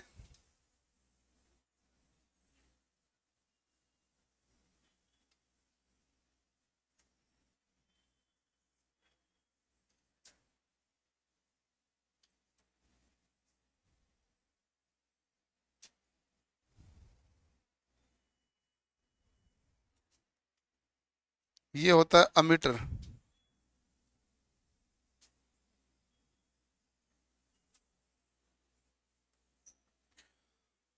अब ये क्या है? ये तो हमारे पास है ना प्राथमिक कुंडली ये है, और यहां पर जो कुंडली के रूप में जो कार्य करेगा वो कौन सी कुंडली है? सेकेंडरी।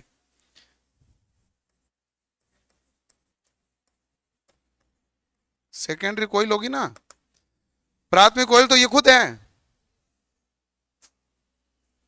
तो चलती लाइन में धारा का मापन करना है।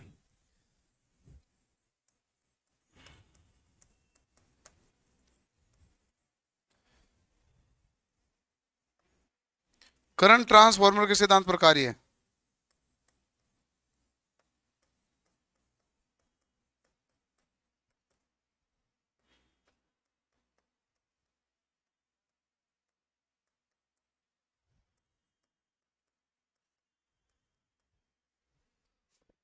ओके, हो गया टोंग टेस्टर।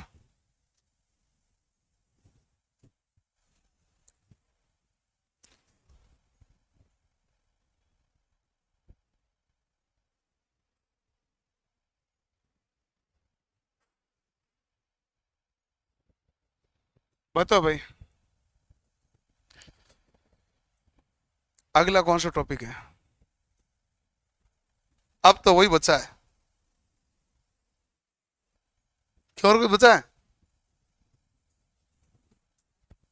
हैं? तुम दिमाग पे जोर दे रहे हो, तुम सोच सकता है। नहीं सोचेगा, मत सोच। अब बाकी सब हो गए ना भाई? तो चलो लिखो फिर, बैक टू बैक परीक्षण, सपनर परीक्षण। मैंने कहा बहुत छोटे छोटे नाम लिखाएंगे हम, आपको लास्ट में वही लिखाएंगे।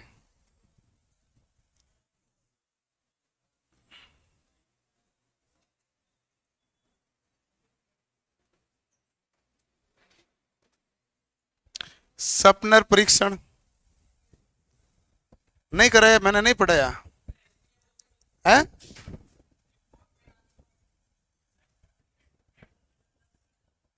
आगे नाम लिखो, वही तो काम करना है मुझे, इसीलिए तो आया हूं। आप चिंता मत करो, मैं सारा लिखूंगा। अन्य नाम है बैक टू बैक।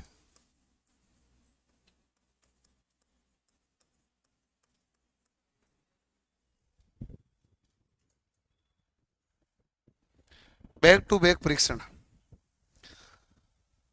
अब बैक टू बैक परीक्षण ऐसा है,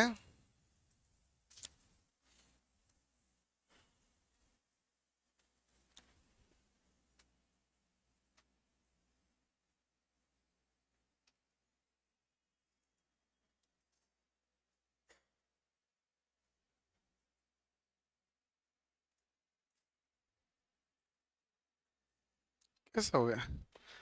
प्राथमिक कुंडलियों को समांतर क्रम में, सेकेंडरी को श्रेणी क्रम में जोड़ना है। समांतर क्रम बन नहीं रही नहीं।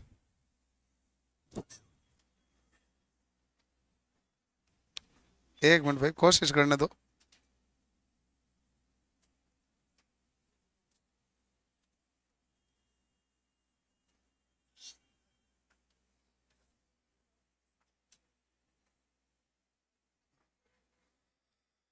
हाँ,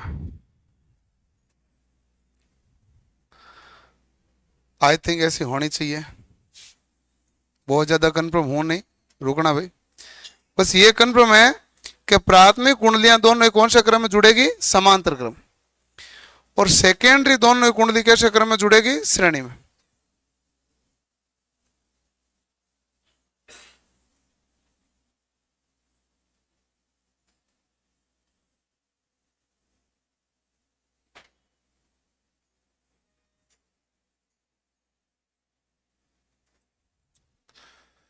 लेकिन ध्यान रखें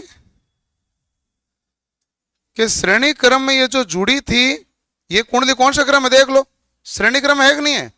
लेकिन इसकी ध्रुवता क्या है? विपरीत है। ये जो पॉजिटिव है, मान लो यहां से बाहर निकलते समय, तो यहां से बाहर निकलते पॉजिटिव यहां आता है, तो दोनों की ध्रुवता क्या है? विपरीत है। तो बैक टू परीक्षण का देखो कि अर्थ क्या क्या है। एक तो दो एक समान ट्रांसफॉर्मर द्वारा परीक्षण, दो एक समान के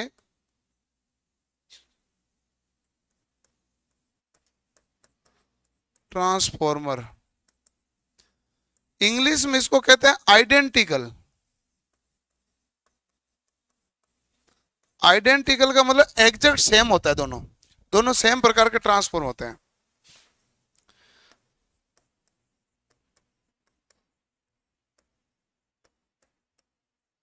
प्राथमिक कुंडली समांतर क्रम में होती है और सेकेंडरी कुंडली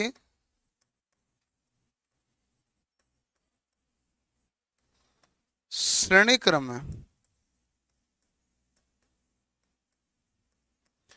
विपरीत ध्रुवता के साथ होती है।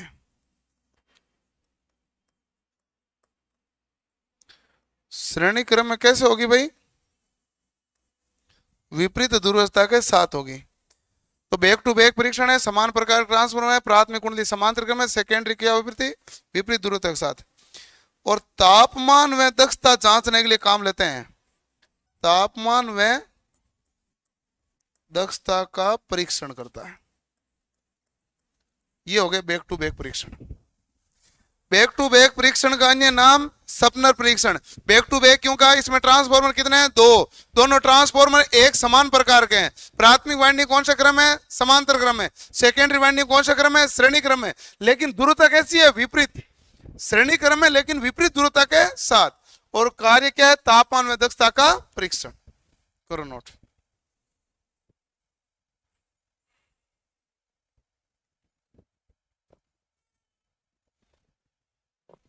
यही है, सही है।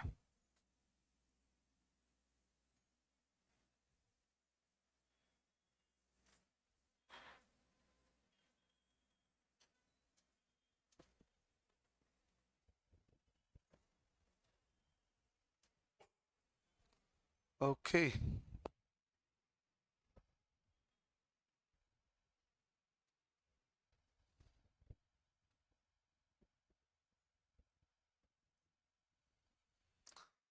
अब हमारे पास और कुछ नहीं बचा है। अब हमारे पास एक ही बचा है, ऑटो ट्रांसफर है। एक एक अर्धस लिखा दिया नहीं तो अच्छी बात है ना। ये दोनों समांतर क्रम है। देखो इसका प्राथमिक बिंदु और इसका प्राथमिक बिंदु साथ में मिले हुए हैं। इसका अंतिम बिंदु और इसका अंतिम बिंदु क्या मिले हुए हैं? साथ में। इसलिए कौन सा क्रम है भाई? दोनों के प्राथमिक बिंदु साथ मिले, दोनों का अंतिम बिंदु भी साथ मिले हुए।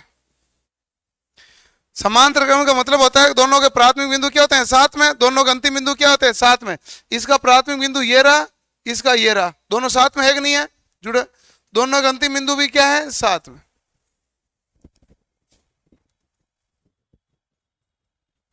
अब गणा एक ऑटो ट्रांसफॉर्मर बाकी है ना, और क्या है?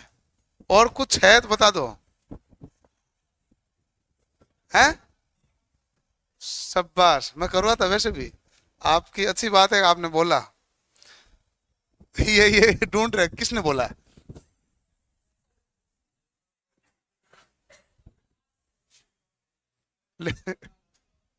लिखना है।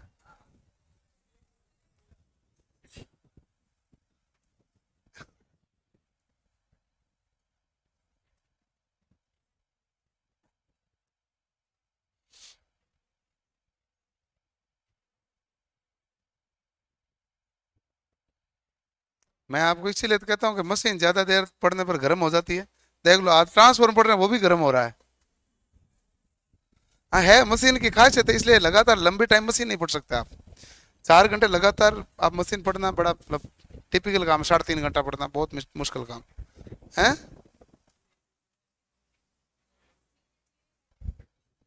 धीरे धीरे हैबिट पड़ जाएगी। मशीन के साथ ऐसा कैसे नहीं होते? मशीन हीट देती है तो देती है।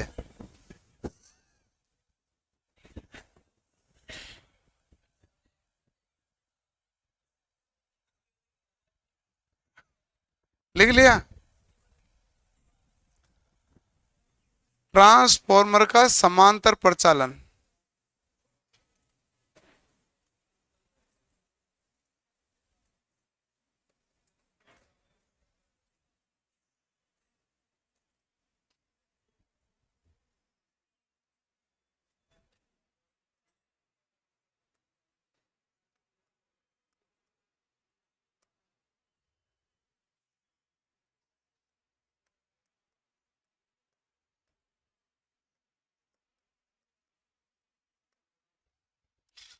ट्रांसफॉर्मर का समांतर प्रचालन यदि कोई पूछता है तो इसमें दो ही कारण है कि आप समांतर प्रचालन क्यों करना चाह रहे हो, और फिर आपको कारण बता दोगे तो दूसरा ये पूछेगा तो इसके लिए शर्त क्या क्या है, यही है। तो पहली बात है ट्रांसफॉर्मर समांतर प्रचालन क्यों करवा रहे हो, क्योंकि एक ट्रांसफॉर्मर है कहीं पर लगा हुआ 200 केवीए का, वहां लोड 300 केवीए हो गया, तो आपको 100 केवीए का ट्रांसफॉर्मर चाहिए, तो आपके पास दो ऑप्शन है, एक तो उसको हटा दो और 300 केवीए का ले जाओ, दूसरा है एक 100 केवीए का रख दो। तो इस टॉपिक को पढ़ने से अच्छा 300 केवीए का ले जाओ। तो वो ये बिजली विभाग वाले कह रहे हैं फिर 200 केवीए उसका करेंगे क्या, इसलिए आप एक 100 केवीए का साथ में और लगा दो। तो इसके लिए समांतर प्रचालन, तो एक तो हो गया लोड यदि अधिक यानी डिमांड अधिक बढ़ गई तो ट्रांसफॉर्मर एक अतिरिक्त लगाना पड़ेगा, तो समांतर प्रचालन हुआ। दूसरा, यदि मान लो कि एक ट्रांसफॉर्मर उसको आपको मरम्मत करनी है, मेंटेनेंस करनी है, तो इसके लिए आपको क्या लगाना पड़ेगा, लोड दूसरे ट्रांसफॉर्मर पर ट्रांसफर करना पड़ेगा, इसके लिए भी आवश्यकता पड़ेगी मरम्मत या अनुरक्षण के लिए। अच्छा, दो लगा दिए तो एक खराब हो जाएगा तो अभी दूसरा क्या करेगा, काम करेगा। तो लिखो क्यों, कारण में लिखो।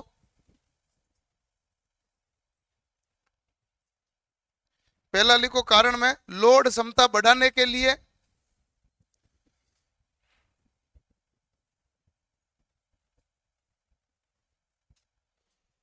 पहला लिखो कारण लोड क्षमता बढ़ाने के लिए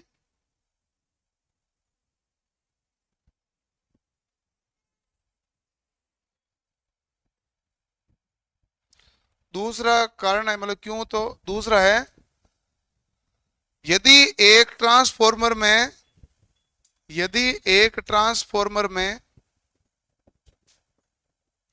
खराबी आ जाती है, यदि एक ट्रांसफॉर्मर में खराबी आ जाती है तो दूसरा ट्रांसफॉर्मर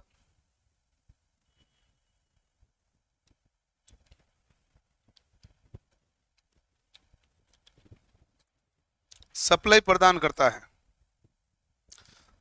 यदि एक ट्रांसफॉर्मर में खराबी आ जाती है तो दूसरा ट्रांसफॉर्मर सप्लाई प्रदान करता है। तो इसके लिए आवश्यक शर्त क्या है, इसमें लिखो आवश्यक शर्त।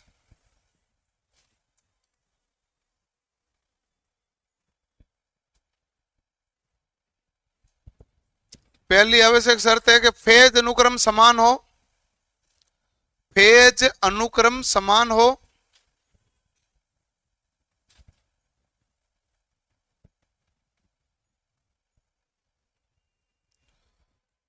दूसरा लिखो विभो का मान समान हो, यानी वोल्टता समान हो, विभो लिखो वोल्टता। दूसरा पॉइंट क्या हो गया, वोल्टता समान हो। तीसरा पॉइंट लिखो आवर्ती समान हो।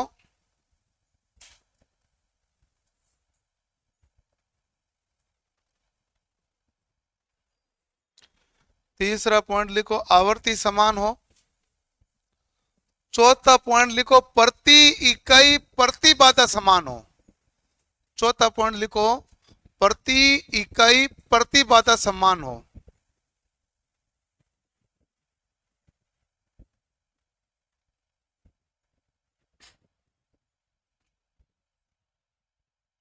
प्रति इकाई प्रतिबाधा क्या होनी चाहिए, समान होनी चाहिए।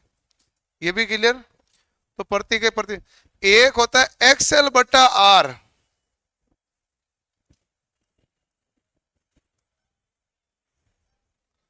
एक्सएल बटा आर समान हो, लिख दो एक्सएल बटा आर समान हो। हाँ, एक लगाओ नोट डाल के, बड़ी इंपॉर्टेंट चीज लिखो, केवीए समान होना आवश्यक नहीं है, केवीए समान होना आवश्यक नहीं है।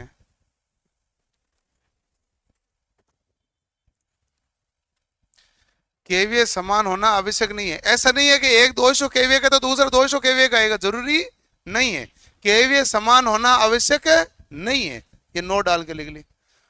एक मैंने भूल गया था लिखना, मुख्य ट्रांसफॉर्मर टीजर ट्रांसफॉर्मर पढ़ा है ना सुबह, तो मुख्य ट्रांसफॉर्मर और टीजर ट्रांसफॉर्मर के बीच फेज अंतराल 90 डिग्री होता है। थ्री फेज को टू फेज में बदला, तो टू फेज में वैसे फेज अंतर कितना डिग्री होना चाहिए, 90 डिग्री। तो मुख्य ट्रांसफॉर्मर और टीजर ट्रांसफॉर्मर के बीच फेज अंतराल कितना डिग्री होगा, 90 डिग्री। ये लिख लेना वहां है। 8 नंबर बिंदु था, सुबह पढ़ा है तो 8 नंबर बिंदु था। हाँ हाँ, टीटी संयोजन, उसमें मुख्य ट्रांसफॉर्मर और टीजर ट्रांसफॉर्मर के बीच फेज अंतर कितना होगा, 90 डिग्री। लिखा ना, दो ट्रांसफॉर्मर लिखा कि नहीं लिखा, अरे 8 नंबर बिंदु लिखा था टीटी संयोजन, उसको अभी तक नहीं मिल रहा है। कहां लिखा, मिल गया, शाबाश। 8 नंबर बिंदु देखो, टीटी संयोजन, मुख्य ट्रांसफॉर्मर तथा टीजर ट्रांसफॉर्मर के बीच फेज अंतराल कितना डिग्री, 90 डिग्री। एक और नाम मतलब एक और लाइन लिख लो कहीं, अब लास्ट में लिख लो, जहां पढ़ रहे थे वहीं लिखो लाइन। चलो वो सबसे लास्ट में लिखा देंगे उसको, तो अभी ऑटो ट्रांसफर पढ़ा ही देते हैं।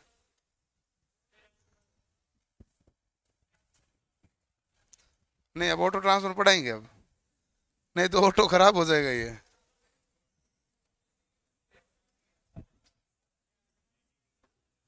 हेडिंग लिखवा रहा हूं मैं, ऑटो ट्रांसफॉर्मर।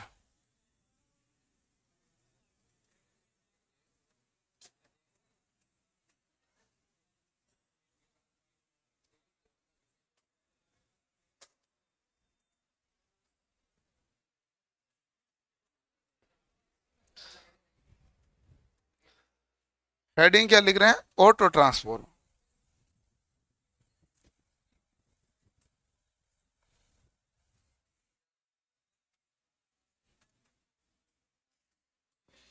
बस ऑटो ट्रांसफॉर्मर में पहली बात तो इसमें कुंडली कितनी होती है,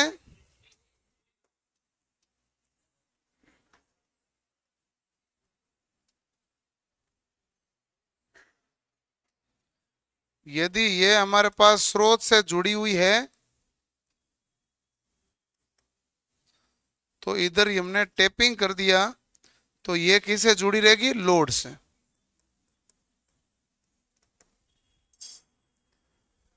अब ये यहां से यहां तक जो कुंडली है वो क्या है, सेकेंडरी के टर्न है, और ये जो पूरे टर्न है वो कौन से हैं, प्राथमिक।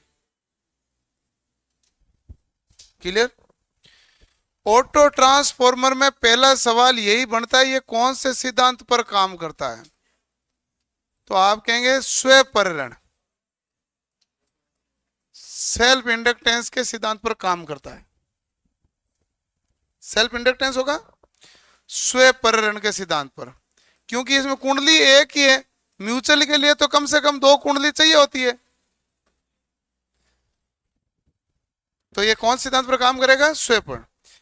इसमें ऑटो ट्रांसफॉर्मर में धारा का प्रवाह किसके कारण होता है,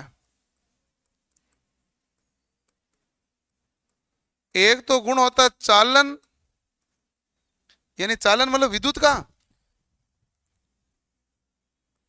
एवं चुंबकीय गुणों के कारण।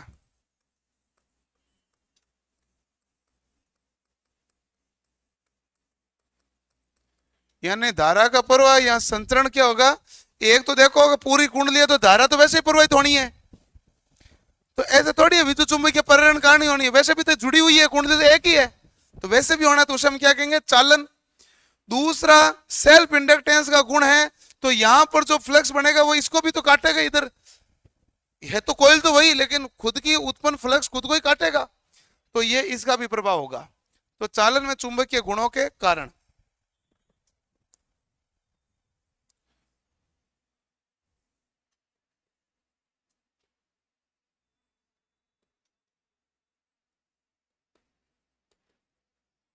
वोल्टेज रेगुलेशन का मान होता है मतलब निम्न, ऑप्शन नहीं दे तो आप कह देना निम्न, अर्थात 0। क्या होगा भाई? 0। इसका मतलब ये कह सकते हैं वोल्टेज रेगुलेशन ऑटो ट्रांसफॉर्मर में अच्छा होता है। अच्छा वोल्टेज रेगुलेशन कौन सा होता है? जिसका मान क्या होता है? कम।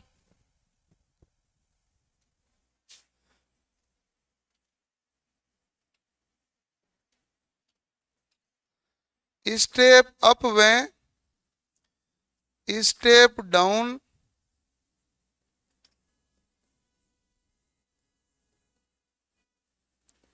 दोनों प्रकार के होते हैं। कैसे होंगे भाई? तो आप कहोगे स्टेप अप व स्टेप डाउन दोनों प्रकार के होंगे।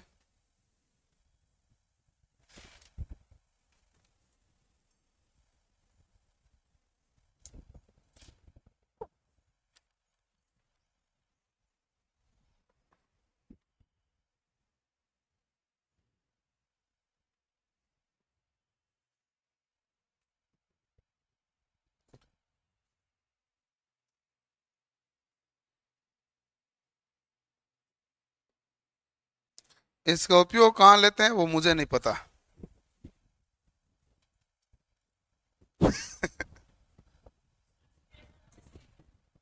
है उल्टा बना लो। ले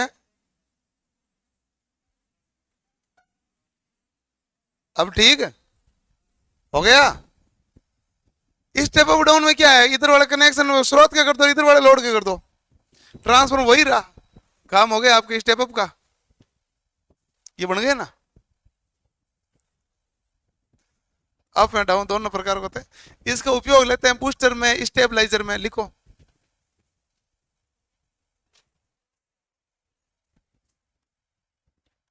उपयोग कहां लेते हो?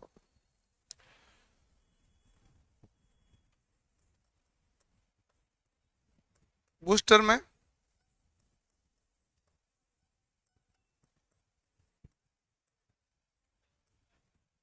स्टेबलाइजर में, और तीसरा है स्टार्टर के रूप में।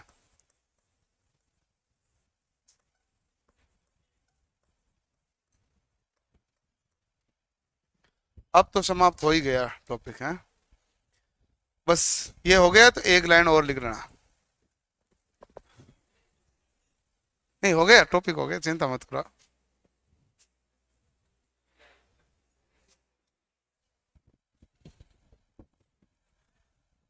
हैं?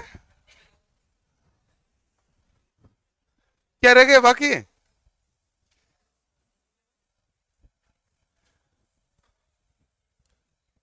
एक कहीं पर भी हेडिंग करके यहाँ मतलब कुछ भी एक जगह लिख लेना। ट्रांसफॉर्मर की रेटिंग केवीए या एमवीए में मापी जाती है।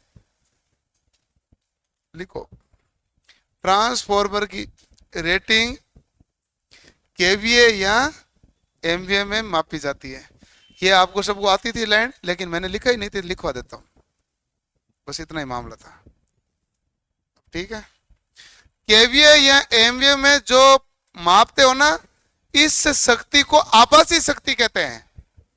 यदि वो पूछ ले बताओ ट्रांसफॉर्मर में कौन सी पावर मापी जाती है, वास्तविक शक्ति, प्रतिघाती शक्ति, आभासी शक्ति, इनमें से कोई नहीं, तो कौन सी शक्ति है? आभासी। तो लिख दो केवीए, केवीए जहां लिखा ना उसको तीर बना के लिख दो आभासी शक्ति। हाँ तीर बना के लिख दो आभासी शक्ति बस। भाई केवीए या एमवीए में कौन सी शक्ति मापी जाती है? आभासी। वास्तविक शक्ति तो वाट में मापते हैं, किलो वाट कर दो।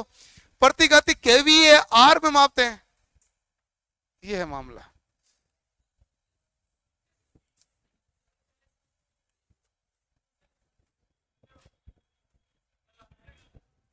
हाँ अब देखो ये हो गया क्लास। पहली बात तो कल आपकी क्लास ऑफलाइन ये क्लास है जो 9 बजे शुरू होगी। हाँ ठीक है।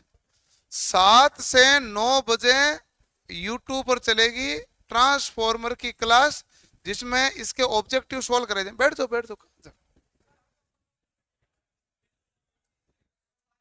हाँ मैं बता दूंगा ना सबको। कल मैं कल का सुन लो, सोमवार की छुट्टी नहीं है। अरे भाई मैं तो ठीक ही कर रहा हूं, मैं छुट्टी करने लग जाऊंगा तो आप मुझे ढूंढते रहोगे कि कहाँ गए, पढ़ा भी दो। इसलिए ये तो मैं पढ़ाने पे ज्यादा जोर दे रहा हूं तो अच्छी बात है, ठीक है ना। अक्सर ऐसा होता है, मास्टर मास्टर छुट्टी करने लग जाए ना, फिर आप ढूंढोगे कि है कहाँ, अच्छा कब आएंगे वो जोधपुर से, फिर ऐसा करोगे आप। तो देखो छुट्टी वुट्टी कोई है नहीं। कल क्लास 9 बजे से चलेगी ऑफलाइन। टॉपिक होगा डीसी मशीन। पहली बात ये बता दिया। 7 से 9 यूट्यूब पर कराऊंगा ट्रांसफॉर्मर के सवाल।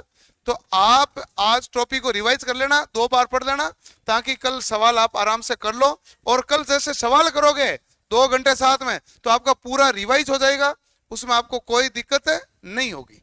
क्लियर। और तीसरा एक बात ये थी कि परसों आपकी क्लास चलेगी, कल केवल मेरी ही क्लास है, कल केवल इलेक्ट्रीशियन चलेगा। हाँ टाइम मैं बता दूंगा, आ जाना 9 बजे। कल समोसा खिलाया जाएगा आपको कल कल कल केवल इलेक्ट्रीशियन चलेगी 9 बजे से। टॉपिक डीसी मशीन हम स्टार्ट करेंगे। परसों क्लास 8 बजे ही होगी,